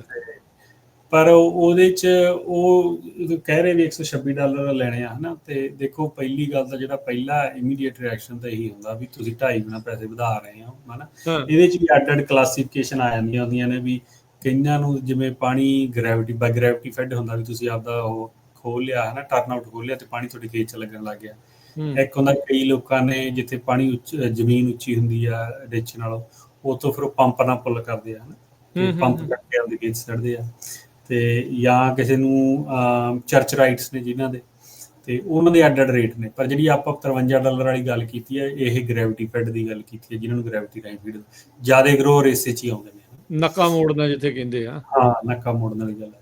ਤੇ ਇਹਦੇ ਦੇ ਵਿੱਚ ਇਹ ਵੀ ਆਪਾਂ ਡਿਟੇਲ 'ਚ ਜਿੱਦਣ ਆਪਾਂ ਕਿੰਗਸ ਰਿਵਰ ਦੀ GSPO ਕਰਾਂਗੇ, ਹੈ ਨਾ, ਰਿਵਿਊ ਆਪਾਂ ਸਾਰੀ ਉਦਣ ਕੀਤੀ, ਉਦਣ ਕਰੀ, ਤੇ ਉਦਣ ਆਪਾਂ ਡਿਟੇਲ 'ਚ ਉਦਣ ਜ਼ਿਆਦਾ ਗੱਲਬਾਤ ਕਰਾਂਗੇ। ਅੱਜ ਆਪਾਂ ਸਿਰਫ ਮੋਟੇ ਮੋਟੇ ਵੀ ਕੀ ਹੈਗਾ ਇਹ, ਹੈ ਨਾ। ਜਿਵੇਂ ਆਪਾਂ ਪਹਿਲਾਂ ਗੱਲ ਕੀਤੀ ਰਾਜਕਰਨ ਜੀ, ਵੀ ਇਹ ਜਿਹੜੇ ਵੀ ਲੋਕਲ GSAs ਨੇ, ਇਹਨਾਂ ਦੇ ਜਿਹੜੇ ਹੁਣ ਦੇ ਐਕਸ਼ਨ ਨੇ, ਉਹ ਠੀਕ ਹੈ, ਚਲੋ ਇਨਫਲੂਐਂਸ ਤਾਂ ਹੁੰਦਾ ਹੀ ਹੈ ਕੋਈ ਨਾ ਕੋਈ, ਪਰ ਮੈਜੋਰਿਟੀ 'ਚ state water resource control board ਜਾਂ ਸਿਗਮਾ ਡਰਾਈਵਰ ਨੇ। ਜੇ ਸਿਗਮਾ ਨਾ ਹੁੰਦਾ ਤਾਂ ਇਹ ਫੀਸ ਨਹੀਂ ਵਧਣ ਦੀ ਲੋੜ ਸੀ। ਇਹ ਤਾਂ ਗੱਲ ਫॉर श्योर ਹੈ ਨਾ, ਕਿਉਂਕਿ ਸਿਗਮਾ ਦੀ ਇਹਨਾਂ ਕੋਲ ਵੀ ਇੱਕ ਰਿਕੁਆਇਰਮੈਂਟ ਹੈ, ਇਹਨਾਂ ਦੀ ਓਵਰਡਰਾਫਟ ਹੈਗੀ ਆ, ਹੈ ਨਾ। ਤੇ ਮੈਨੂੰ ਯਾਦ ਨਹੀਂ ਕਿ ਕਿੰਨੀ ਹੈ, GSP ਪੜ੍ਹ ਕੇ ਦੇਖੋ ਯਾਦ ਹੋਊਗੀ। ਤੇ ਉਹਦੇ ਲਈ ਇਹਨਾਂ ਨੂੰ ਰੀਚਾਰਜ ਬੇਸਨ ਬਣਾਉਣੇ ਪੈਣੇ। ਠੀਕ ਹੈ। ਬਹੁਤ ਸਾਰੀਆਂ ਇਹੋ ਜਿਹੀਆਂ ਪ੍ਰਾਪਰਟੀ ਨੇ ਕੰਸੋਲੀਡੇਟਡ ਇਰੀਗੇਸ਼ਨ ਡਿਸਟ੍ਰਿਕਟ, ਜਿਹਦੇ 'ਚ ਮੇਰੇ ਆਪ ਦੇ 40 ਏਕੜ ਆ ਜੀ, ਮੈਂ ਪੈਸੇ ਦੇ ਰਿਹਾ ਪਰ ਮੇਰੇ ਕੋਲ ਪਾਣੀ ਨਹੀਂ ਪਹੁੰਚ ਰਿਹਾ, ਕਿਉਂਕਿ ਲਾਈਨ ਨਹੀਂ ਮਗਰ ਵੱਡੀ ਹੈਗੀ। ਓਕੇ, ਠੀਕ ਹੈ ਜੀ। ਉਹ ਸਾਰਾ ਜਿਹੜਾ ਡਿਵੈਲਪਮੈਂਟ ਲਈ, ਇਨਫਰਾਸਟਰਕਚਰ ਲਈ ਖਰਚਾ ਹੋਣਾ ਹੀ ਹੋਣਾ। ਉਸ ਖਰਚੇ ਨੂੰ ਹੁਣ ਇਹ ਜਿਹੜਾ ਇਨਵੈਸਟਮੈਂਟ ਕਰਨ ਦੀ ਲੋੜ ਆ, ਉਹਦੇ ਲਈ ਇਹ ਜਿਹੜੀ ਫੀਸਸ ਵਧਾ ਰਹੇ। ਠੀਕ ਹੈ ਜੀ। ਇਹਨਾਂ ਕੋਲੇ ਪਾਣੀ ਦੇ ਰਾਈਟਸ FID ਵਾਂਗੂ ਸਟਰੋਂਗ ਨਹੀਂ ਹੈਗੇ, ਸੋ ਇਸ ਕਰਕੇ ਇਹਨਾਂ ਨੇ ਕਈ ਵਾਰ ਇਹ ਬਣ ਜਾਂਦਾ ਨਾ ਵੀ FID ਥੋੜਾ ਦਾ ਰੇਟ, ਫਿਰ FID ਨੂੰ ਵੀ ਜ਼ਿਆਦਾ ਵੱਧ ਜਾਣਾ। ਉਹਦਾ ਕਾਰਨ ਇਹੀ ਹੈ ਵੀ FID ਕੋਲ ਕੁਆਂਟਿਟੀ ਪਾਣੀ ਦੀ ਜ਼ਿਆਦਾ ਹੈ, ਉਹ ਘੱਟ ਫੀਸ ਲੈ ਕੇ ਵੀ ਉਹਨਾਂ ਦਾ ਓਵਰਆਲ ਬਜਟ ਕਾਫੀ ਵੱਡਾ ਬਣ ਜਾਂਦਾ, ਹੈ ਨਾ, ਏਕਰੇਜ ਵੀ ਵੱਡੀ। ਇੱਥੇ ਉਹ ਸਾਰੀਆਂ ਚੀਜ਼ਾਂ ਥੋੜ੍ਹੀਆਂ ਆ ਜਾਂਦੀਆਂ ਨੇ। ਮੈਂ ਆਪਾਂ ਇਹ ਨਹੀਂ ਕਹਿ ਰਹੇ ਵੀ ਕਿਸੇ ਨੂੰ ਯੈਸ ਜਾਂ ਨੋ ਵੋਟ ਕਰਨ ਲਈ ਨਹੀਂ ਆਪਾਂ ਕਹਿ ਰਹੇ, ਆਪਾਂ ਸਿਰਫ ਉਹਨਾਂ ਨੂੰ ਇਨਫੋਰਮੇਸ਼ਨ ਦੇ ਰਹੇ ਹਾਂ, ਡਿਸੀਜਨ ਆਪਾਂ ਆਪ ਲੈਣਾ, ਹੈ ਨਾ। ਤੇ ਉਹ ਚੀਜ਼ਾਂ ਲਈ GSAs ਦੇ ਜ਼ਿਆਦਾ ਦੇ ਹੱਥ ਉਹ ਫੋਰਸ ਦੀ ਨੇ, ਉਹ ਬਾਹਲਾ ਕੁਛ ਨਹੀਂ ਕਰ ਸਕਦੇ, ਹੈ ਨਾ। ਸੋ ਇਹ ਫੀਸਾਂ ਵਧਣੀਆਂ ਹੀ ਸੀਗੀਆਂ। ਤੇ ਦੂਜੀ ਗੱਲ ਇਹ ਆ ਵੀ ਇਹਨਾਂ ਨੇ 7 ਸਾਲ ਬਾਅਦ ਫੀਸ ਵਧਾਈ ਹੈ। ਪਿਛਲੀ ਵਾਰ 2018 'ਚ ਵਧਾਈ ਸੀ, ਉਦੋਂ ਪਿਛਲੀ ਵਾਰ ਇਹਨਾਂ ਨੇ 2006 'ਚ ਵਧਾਈ ਸੀ। ਸੋ ਐਵਰੀ ਫਿਊ ਈਅਰਸ ਫੀਸਾਂ ਤਾਂ ਵਧਣੀਆਂ ਨੇ, ਕਿਉਂਕਿ ਜਿੰਨਾ ਇਹਨਾਂ ਤੇ ਵਰਕਲੋਡ ਵੱਧਦਾ ਜਾਂਦਾ, ਉਸ ਕਰਕੇ ਇਹਨਾਂ ਨੇ ਕਿਤੋਂ ਨਾ ਕਿਤੋਂ ਪੈਸੇ ਲੈਣੇ ਆ। ਤੇ ਜਦੋਂ ਆਪਾਂ ਇਹ ਦੇਖਦੇ ਵੀ 218 ਇਲੈਕਸ਼ਨ 2018 ਚ ਵੀ ਉਹ ਹਟੀ ਹੈ ਦਾ ਮਤਲਬ ਇੱਥੇ। ਹਾਂਜੀ, 2018 ਇਹਨਾਂ ਨੇ ਅੱਗੇ ਇੱਕ ਵਾਰ ਅੱਗੇ ਫੇਲ ਵੀ ਹੋ ਗਈ ਸੀ, ਇਹਨਾਂ ਦੀ ਕਰਾਈ ਸੀ ਇਹਨਾਂ ਨੇ, ਹਨਾ। ਅੱਛਾ, 2013-14 ਚ, ਫਿਰ ਦੁਬਾਰਾ ਜਾ ਕੇ 18 ਚ ਕਰਾਈ, ਫਿਰ ਪਾਸ ਹੋਈ ਸੀ। ਠੀਕ ਹੈ। ਠੀਕ ਹੈ। ਤੇ ਉਹਦੇ ਲਈ ਹੁਣ ਇਹਨਾਂ ਨੇ ਬੇਸਿਕਲੀ ਪੈਸੇ ਉਹਨਾਂ ਨੇ ਇਕੱਠੇ ਕਰਨੇ, ਜਿਹੜਾ ਐਕਸਟਰਾ ਬਜਟ ਆ ਉਹਨਾਂ ਨੇ ਉਹਨਾਂ ਦੀ ਉਹ ਪਲਾਨ ਦਿੱਤਾ। ਉਦੋਂ ਉਹਨਾਂ ਨੇ ਮੀਟਿੰਗਸ ਵੀ ਇਹੀ ਦੱਸ ਰਹੇ ਨੇ ਵੀ ਅਸੀਂ ਇਹ ਪੈਸੇ ਜਿਹੜੇ ਐਕਸਟਰਾ ਜਨਰੇਟ ਕਰਨੇ ਆ, ਲਾਉਣੇ ਕਿੱਥੇ ਕਿੱਥੇ ਲਾ ਰਹੇ? ਹਾਂ, ਇੱਕ ਤਾਂ 1000 ਏਕੜ ਉਹਨਾਂ ਨੂੰ ਅਕਵਾਇਰ ਕਰਨਾ ਪੈਣਾ ਪੌਂਡਸ ਬਣਾਉਣ ਲਈ, ਨਹੀਂ ਤਾਂ ਉਹਨਾਂ ਦਾ ਰੀਚਾਰਜ ਹੀ ਨਹੀਂ ਹੁੰਦਾ ਗਾ, ਉਹਨਾਂ ਦੀ ਓਵਰਡਰਾਫਟ ਹੀ ਨਹੀਂ ਕੰਟਰੋਲ ਹੋਣੀ ਜੀ। ਕਿਉਂਕਿ ਹਰੇਕ ਜਿਹੜੀ ਇਹਨਾਂ ਦੇ ਬੇਸਡ ਆਉਂਦਾ, ਉਹਨਾਂ ਨੇ ਜਿਵੇਂ ਨੰਬਰ ਦਿਖਾਏ ਸੀਗੇ ਵੀ ਹਰੇਕ 10 ਸਾਲਾਂ 'ਚ 4 ਸਾਲ ਫਲੱਡ ਈਅਰ ਹੁੰਦੇ ਨੇ। ਹਾਂ, ਠੀਕ ਹੈ। ਤੇ ਉਸ 4 ਸਾਲਾਂ 'ਚ ਬਹੁਤ ਸਾਰਾ ਪਾਣੀ ਹੈ ਜਿਹੜਾ ਦਰਿਆ 'ਚ ਬਹਿ ਕੇ ਸਿੱਧਾ ਨਿਕਲ ਜਾਂਦਾ, ਰਨ ਆਫ ਹੋ ਜਾਂਦਾ। ਰਨ ਆਫ ਹੋ ਜਾਂਦਾ। ਉਸ ਪਾਣੀ ਨੂੰ ਕੈਪਚਰ ਕਰਨ ਲਈ ਜੇ ਸਾਡੇ ਕੋਲ ਸਟੋਰੇਜ ਹੋਊਗੀ ਤਾਂ ਅਸੀਂ ਰੀਚਾਰਜ ਕਰ ਸਕਦੇ ਹਾਂ। ਠੀਕ ਹੈ ਜੀ। ਉਹਦੇ ਲਈ ਜਿਹੜਾ ਫਿਰ ਉਹ ਬੈਨੀਫਿਟ ਆ ਗਰੋਅਰਸ ਨੂੰ ਮਿਲਣਾ ਕੱਲ ਨੂੰ, ਕਿਉਂਕਿ ਉਹ ਗਰਾਊਂਡ 'ਚੋਂ ਪੰਪ ਕਰ ਸਕਦੇ ਆ ਜਿਹੜੇ ਸਾਲਾਂ 'ਚ ਪਾਣੀ ਨਹੀਂ ਹੁੰਦਾ। ਜਿੰਨਾ ਜ਼ਿਆਦਾ ਰੀਚਾਰਜ ਹੋਊਗਾ ਉਹਨਾਂ ਬੈਟਰ। ਹਾਂ, ਸੋ ਉਹਨਾਂ ਦੇ ਪਲਾਨ 'ਚ 1500 ਏਕੜ ਸੀ, 500 ਏਕੜ ਤਾਂ ਉਹਨਾਂ ਨੇ ਕਰ ਲਿਆ। ਅਗਲੇ 1000 ਏਕੜ ਲਈ ਉਹ ਕਹਿੰਦੇ ਸਾਡੇ ਕੋਲ ਪੈਸੇ ਨਹੀਂ ਹੈਗੇ, ਉਹ ਸਾਨੂੰ ਇਹ ਫਿਰ ਜਿਹੜੀ ਬਣਾਉਂਦੇ ਆ, ਪੌਂਡ ਬਣਾਉਂਦੇ ਆ, ਇਹ ਕੀ ਸਰਕਾਰੀ ਜ਼ਮੀਨ ਤੇ ਹੁੰਦੇ ਆ ਜਾਂ ਕੋਈ ਕਿਸਾਨ ਵੀ ਇਹਨਾਂ ਨੂੰ ਆਪਣੀ ਜ਼ਮੀਨ ਇਸ ਹਿਸਾਬ ਦੇ ਨਾਲ ਦੇ ਸਕਦਾ ਜਾਂ ਵੇਚ ਸਕਦਾ ਵੀ ਤੁਸੀਂ ਇੱਥੇ ਬਣਾ ਲਓ ਤੇ ਮੈਨੂੰ ਉਹਦੇ ਬਦਲੇ ਕੁਝ ਮਿਲ ਜਾਵੇ? ਨਹੀਂ, ਇਹਨਾਂ ਦੀ এনवायरमेंटल ਸਟੱਡੀ ਕਰਾਉਂਦੇ ਆ ਇਹ, ਅਸਲ 'ਚ ਸਟੱਡੀ ਹੁੰਦੀ ਹੈ ਇੱਕ, ਤੇ ਉਹਦੇ 'ਚ ਇਹ ਦੇਖਦੇ ਆ ਵੀ ਕਿਹੜੇ ਸਪਾਟ ਨੇ ਜਿਹੜੇ ਜ਼ਿਆਦਾ ਬੈਟਰ ਨੇ ਇਸ ਪ੍ਰੋਸੈਸ ਲਈ। ਵੀ ਥੱਲੇ ਹਾਰਡ ਪੈਨ ਤਾਂ ਨਹੀਂ ਗਾ, ਕਨਾਲ ਦੇ ਉੱਪਰ ਆ ਨਾ ਜਿਹੜੀ ਕੋਈ ਡਿੱਚ ਜਾਂਦੀ ਹੈ, ਡਿੱਚ ਦੇ ਜਮਾਂ ਨਾਲ ਆ, ਤੇ ਕਿਉਂਕਿ ਨਹੀਂ ਤਾਂ ਫਿਰ ਉਹ ਖਰਚਾ ਵੱਧ ਜਾਊਗਾ ਪਾਣੀ ਨੂੰ ਉੱਥੇ ਤੱਕ ਲਿਜਾਣ ਦਾ। ਠੀਕ ਹੈ ਜੀ। ਤੇ ਫਿਰ ਕੋਈ ਉਹਦੇ ਕੋਲ ਨੇੜੇ ਤੇੜੇ ਕੋਈ ਉਹੋ ਜਿਹੀ ਤਾਂ ਨਹੀਂ ਵੀ ਸਪੀਸੀਜ਼ ਤਾਂ ਨਹੀਂ ਜਿਹੜੀਆਂ ਜਿਨ੍ਹਾਂ ਨੂੰ ਕੱਲ੍ਹ ਨੂੰ ਖਤਰਾ ਹੋ ਸਕਦਾ, ਉਹ ਸਾਰੀਆਂ ਕਰਕੇ ਫਿਰ ਇਹ ਸਪਾਟ ਬਣਾਉਂਦੇ ਨੇ। ਇਹ ਲੈਂਦੇ ਗਰੋਅਰਸ ਹੋਈਆਂ ਜ਼ਮੀਨ। ਅੱਛਾ, ਗਰੋਅਰਸ ਬਾਏ ਆਊਟ ਕਰਦੇ, ਜਿੰਨੀ ਵੀ ਹੁੰਦੀ ਗਰੋਅਰ ਜ਼ਮੀਨ ਵੇਚ ਲੈ। ਸੋ ਫਿਰ ਉਹ ਤੋਂ ਬਾਏ ਆਊਟ ਕਰਕੇ ਫਿਰ ਉੱਥੇ ਬਣ ਜਾਂਦਾ। $70-80,000 70 ਤੋਂ $90,000 ਇੱਕ ਏਕੜ ਦਾ ਖਰਚਾ ਆਉਂਦਾ ਪੌਂਡ ਬਣਾਉਣ ਦਾ। ਅੱਛਾ, ਇਹਨਾਂ ਨੂੰ, ਜਿਹਦੇ 'ਚ ਅੱਧੇ ਗਰੋਅਰ ਨੂੰ ਚਲੇ ਜਾਂਦੇ, ਕਿਉਂਕਿ ਉਹ 40,000 ਰੁਪਏ ਜ਼ਿਆਦਾ ਹੀ ਪੈਸੇ ਦਿੰਦੇ ਨੇ ਇਹ ਜਨਰਲੀ। ਤੇ 40-45,000 ਰੁਪਏ ਗਰੋਅਰ ਨੂੰ ਦਿੰਦੇ, 40,000 ਰੁਪਏ ਫਿਰ ਉੱਪਰ ਖਰਚਾ ਉਹਦਾ ਆ ਜਾਂਦਾ। ਸੋ ਉਹਦੇ ਲਈ 500 ਬਣਾਈ ਬੈਠੇ ਨੇ ਤੇ ਜਾਂ ਇਨ ਪ੍ਰੋਸੈਸ ਆ, ਤੇ 1000 ਇਹ ਹੋਰ ਬਣਾਉਣਾ ਚਾਹੁੰਦੇ ਆ ਤਾਂ ਕਿ ਜਿਹੜਾ ਇਹ ਸਾਰਾ ਪਾਣੀ ਕੈਪਚਰ ਕਰ ਲੈਣ ਉਹ 4 ਸਾਲਾਂ ਜਿਹੜੇ ਫਲੱਡ ਈਅਰ ਹੁੰਦੇ। ਤੇ ਦੂਜਾ ਇਹਨਾਂ ਨੇ ਇਨਫਰਾਸਟਰਕਚਰ ਅਪਗ੍ਰੇਡ ਕਰਨਾ ਆਪਦਾ। ਜਿਹੜੇ ਮੇਰੇ ਵਰਗੇ ਦੇ ਖੇਤ, ਜਿਵੇਂ ਆਪਾਂ ਗੱਲ ਕੀਤੀ ਆ ਵੀ ਪਾਣੀ ਨਹੀਂ ਪਹੁੰਚ ਰਿਹਾ, ਉੱਥੇ ਲਾਈਨਾਂ ਫਿਰ ਵੱਡੀਆਂ ਕਰਨਗੇ। ਅੱਛਾ, ਠੀਕ ਆ। ਹੁਣ ਫਿਰ ਉਹਦੇ ਲਈ ਪੈਸੇ ਚਾਹੀਦੇ ਆ ਹਰੇਕ ਸਾਲ, ਤੇ ਉਹਦੇ ਲਈ ਇਹਨਾਂ ਨੇ ਜਿਹੜਾ ਹੁਣ ਮਤਾ ਪਾਇਆ। ਹੁਣ ਜਿਹੜਾ ਤੁਹਾਡੇ ਲਾਗੇ ਡਿੱਚ ਆਉਂਦੀ ਆ, ਜਿਹੜੀ ਕੱਸੀ ਆਉਂਦੀ, ਨਹਿਰ ਆਉਂਦੀ ਆ, ਉਹ FID ਦੀ ਆਉਂਦੀ ਕਿ CID ਦੀ ਆਉਂਦੀ? ਉਹ FID ਦੀ।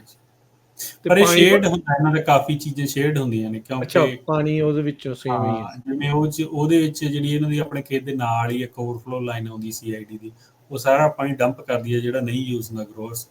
ਉਹ ਪਾਣੀ ਉਹ ਫਿਰ ਕਿਤੇ ਗਾਹਾਂ ਜਾ ਕੇ ਹੋਰ ਕੱਢ ਲੈਂਦੇ ਨੇ ਵਾਪਸ। ਉਹ ਇਹਨਾਂ ਦਾ ਸਿਸਟਮ, ਉਹ ਸਾਰਾ ਕੈਲਕੂਲੇਸ਼ਨ ਕੀਤੀਆਂ ਬਣਿਆ ਹੁੰਦਾ। ਅੱਛਾ, ਤੇ ਪਾਣੀ ਜਿਹੜਾ ਲੱਗਣਾ ਆ, ਜਿਹੜੀ ਤੁਹਾਡੀ ਜ਼ਮੀਨ ਚਾਹੇ ਅੱਧੀ CID ਚ ਚਾਹੇ FID ਚ, ਉਹ ਲੱਗਣਾ ਉਸੇ ਚੋਂ ਹੀ ਆ? ਹੈ ਲੱਗਣਾ ਜਿਹੜੇ ਡਿਸਟ੍ਰਿਕਟ ਚ ਉਸੇ ਚੋਂ ਹੀ ਤੁਹਾਨੂੰ ਦੇਣਾ, ਅਨਲੈਸ ਕਿ ਕਈ ਐਕਸੈਪਸ਼ਨਸ ਨੇ, ਜਿਵੇਂ ਆਪਣੇ ਖੇਤ ਦੀਆਂ ਵੀ, ਆਪਣੇ ਖੇਤ ਇੱਕੋ ਹੀ ਆ, ਮਲਟੀਪਲ ਪਾਰਸਲ ਅੱਧੇ ਉੱਚ, ਉੱਥੇ ਫਿਰ ਤੁਹਾਨੂੰ ਐਕਸੈਪਸ਼ਨ ਲੈ ਦਿੰਦੇ ਆ ਵੀ ਤੁਸੀਂ ਪਾਣੀ ਇੱਧਰ ਉੱਧਰ ਲਿਜਾ ਸਕਦੇ ਕਰ ਸਕਦੇ ਯੂਜ਼ ਵਿਦਿਨ ਦੈਟ ਬਾਉਂਡਰੀ, ਉਸੇ ਬਾਉਂਡਰੀ 'ਚ, ਐ ਨਹੀਂ ਵੀ ਗਾਹਾਂ ਕਿਸੇ ਨੂੰ ਦੇਣ ਲੱਗੇ।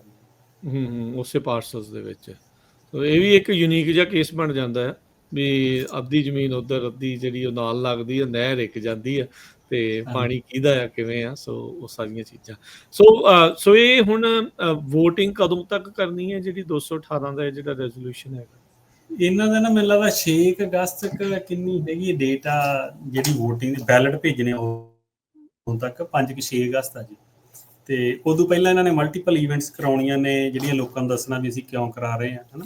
ਠੀਕ ਆ। ਤੇ ਉਹਦੇ ਤੱਕ ਜੇ ਕਿਸੇ ਦੀ ਇਨਫੋਰਮੇਸ਼ਨ ਕੋਈ ਲੈਣੀ ਚਾਹੁੰਦਾ ਤਾਂ ਉਹ ਡਿਸਟ੍ਰਿਕਟ ਨੂੰ ਵੀ ਜਾ ਸਕਦਾ। ਇਹਨਾਂ ਨੇ ਬੈਲਟ ਵੀ ਭੇਜੇ, ਸਾਰਾ ਕੁਝ ਲਿਖ ਕੇ। ਤੇ 5-6 ਤੱਕ ਫਿਰ ਇਹਨਾਂ ਦੀ ਡੈਡਲਾਈਨ ਆ, ਤੁਸੀਂ ਉਦੋਂ ਤੱਕ ਬੈਲਟ ਭੇਜ ਦਿਓ, ਫਿਰ ਉਹ ਕਾਊਂਟਿੰਗ ਹੋਊਗੀ ਤੇ ਜਿਹੜਾ ਰਿਜ਼ਲਟ ਹੈ ਫਿਰ ਉਸ ਹਿਸਾਬ ਨਾਲ ਚੱਲਣਗੇ, ਹਨਾ। ਤੇ ਜੇ ਤੁਸੀਂ ਵੋਟ ਨਹੀਂ ਕਰਦੇ ਤਾਂ ਉਹਨੂੰ ਹਾਂ ਮੰਨਿਆ ਜਾਂਦਾ ਹੈ? ਬਿਲਕੁਲ 218 ਇਲੈਕਸ਼ਨ ਦਾ ਇਹੀ ਹੁੰਦਾ ਜੀ, ਵੀ ਤੁਸੀਂ ਆ ਜਨਰਲੀ ਆਪਾਂ ਕਹਿਣਾ ਤਾਂ ਨਹੀਂ ਚਾਹੁੰਦੇ ਕਿ, ਪਰ ਹੁੰਦਾ ਇਹੀ ਹੈ ਵੀ ਉਹ ਜਿੱਤਦਾ ਹੀ। ਜਿਹੜੇ 218 ਇਲੈਕਸ਼ਨ ਰੀਸੈਂਟ ਦੇਖੇ ਆ, ਉਹਨਾਂ ਦਾ ਕਾਰਨ ਇਹੀ ਹੈ ਵੀ ਉੱਥੇ ਵੋਟ ਹੀ ਬਹੁਤ ਘੱਟ ਹੁੰਦੀ ਹੈ, ਤੇ ਚੋ ਫਿਰ ਜ਼ਿਆਦਾ ਕਾਊਂਟ ਹੋ ਜਾਂਦੀ ਹੈ ਯੈਸ ਵਾਲੀ। ਜੇ ਹੁਣ CID ਦੀ ਗੱਲ ਕਰੀਏ, ਇਹਨਾਂ ਕੋਲ 4800 ਪਾਰਸਲ, ਚਲੋ ਇੱਕ ਬੰਦਾ ਮਲਟੀਪਲ ਪਾਰਸਲ ਵੀ ਓਨ ਕਰਦਾ ਹੋਊਗਾ, ਮੰਨ ਲਓ ਵੀ ਅੱਧੇ ਹੀ, ਚਲੋ 30 ਵੋਟਾਂ ਹੋਣ, ਹਨਾ, 2400-2500 ਵੋਟ ਹੋ, ਤੇ ਉਹ 2500 'ਚ ਉਦੋਂ 40-50 ਗਰੋਅਰ ਸੀਗੇ ਉੱਥੇ, ਤੇ ਤੁਸੀਂ ਦੇਖ ਲਓ ਵੀ ਬਾਕੀ ਦਾ 2450 ਜਿਹੜਾ ਘਰੇ ਬੈਠਾ, ਉਹਨਾਂ ਲਈ ਤਾਂ ਹਾਂ ਹੀ ਆ। ਉਹਨਾਂ ਲਈ ਤਾਂ ਹਾਂ ਹੀ ਆ। ਜੇ ਉਹ ਨਹੀਂ ਜਿਹੜੀ ਉਸ ਦੇ ਵਿੱਚ ਕਰਨਗੇ ਤਾਂ ਯਾ ਜੀ। ਸੋ ਇਹ ਸਾਰੀਆਂ ਚੀਜ਼ਾਂ ਜਿਹੜੀਆਂ ਉਹ ਭਾਈ ਤੁਹਾਨੂੰ ਦੇਖਣੀਆਂ ਚਾਹੀਦੀਆਂ ਆ।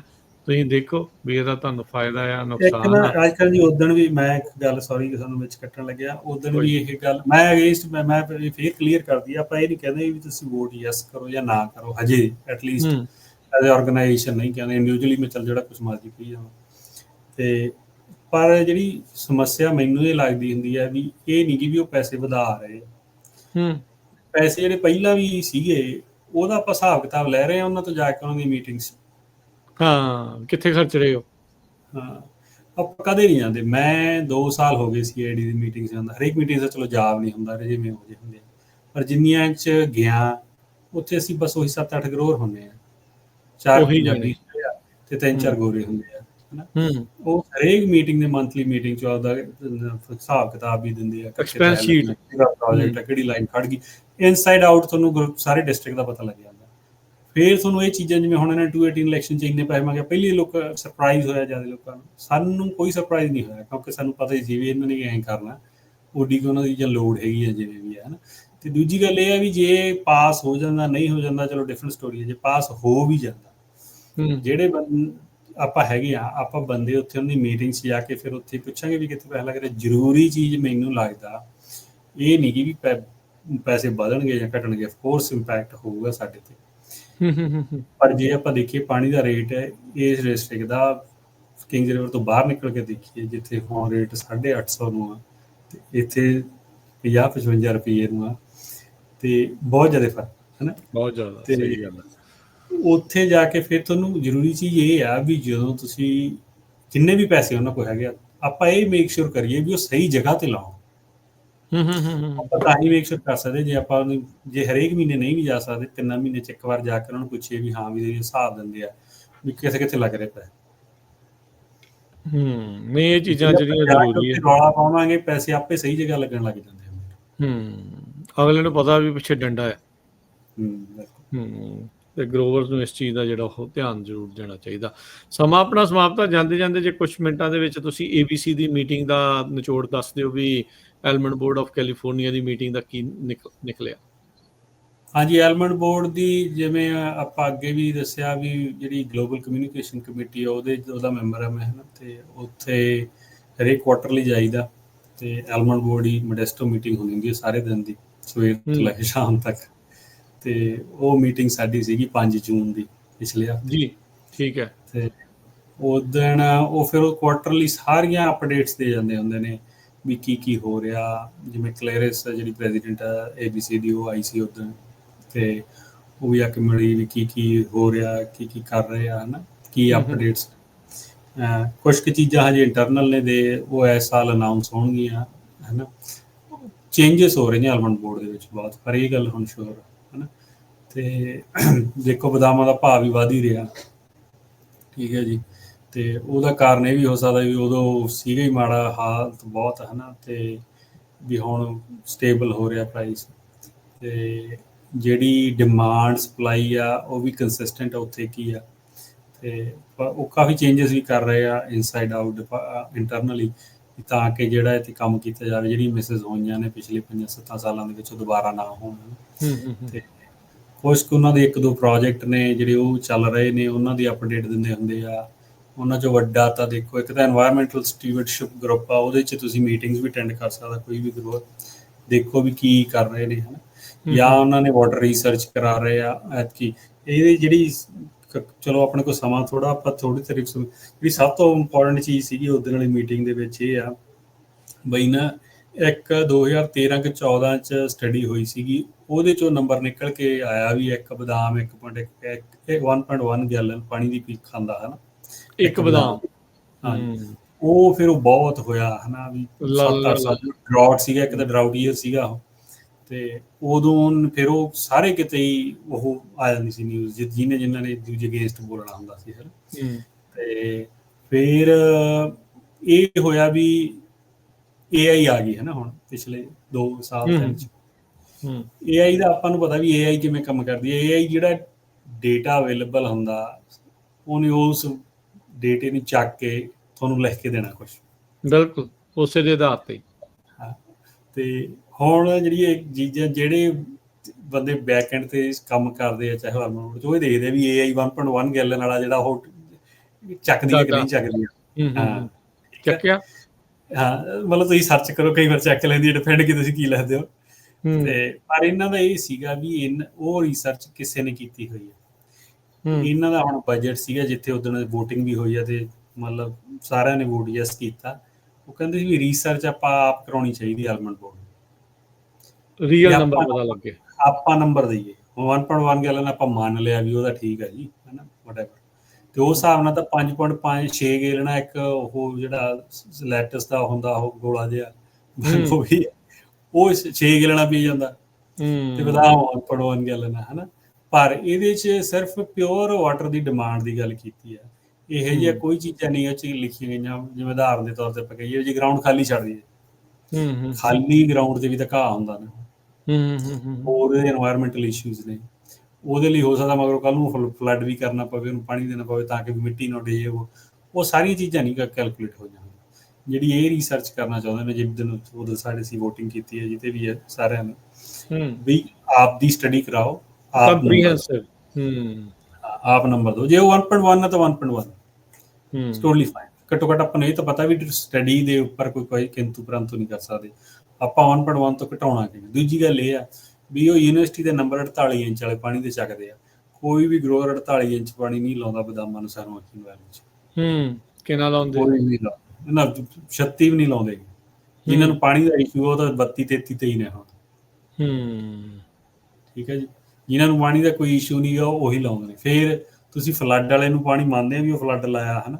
ਫਲੱਡ ਦਾ ਹੀ ਤਾਂ ਲਾਉਂਦੇ ਆ ਕਿ ਰੀਚਾਰਜ ਹੋਵੇ। ਟ੍ਰੀ ਨੇ ਤਾਂ ਉਹ 'ਚ ਸਟਨ ਪੋਰਸ਼ਨ ਨਹੀਂ ਚੱਕਣਾ। ਸੋ ਉਹ ਸਾਰੀਆਂ ਚੀਜ਼ਾਂ ਉਹ ਸਟੱਡੀ 'ਚ ਹੀ ਹੁਣ ਉਹ ਹੋਣਗੀਆਂ, ਟਰੂ ਨੰਬਰ ਆਉਣਗੇ। ਤੇ ਇਹਦੇ ਲਈ ਉਹ ਕੰਮ ਚੱਲ ਰਿਹਾ ਤੇ ਸਟੱਡੀ ਹੋਊਗੀ। ਫਿਰ ਆਪਣੇ ਕੋਲ ਅਗਲੇ ਸਾਲ ਦੇ ਐਂਡ ਤੱਕ ਇਹਦੇ ਰਿਜ਼ਲਟ ਆਉਣਗੇ।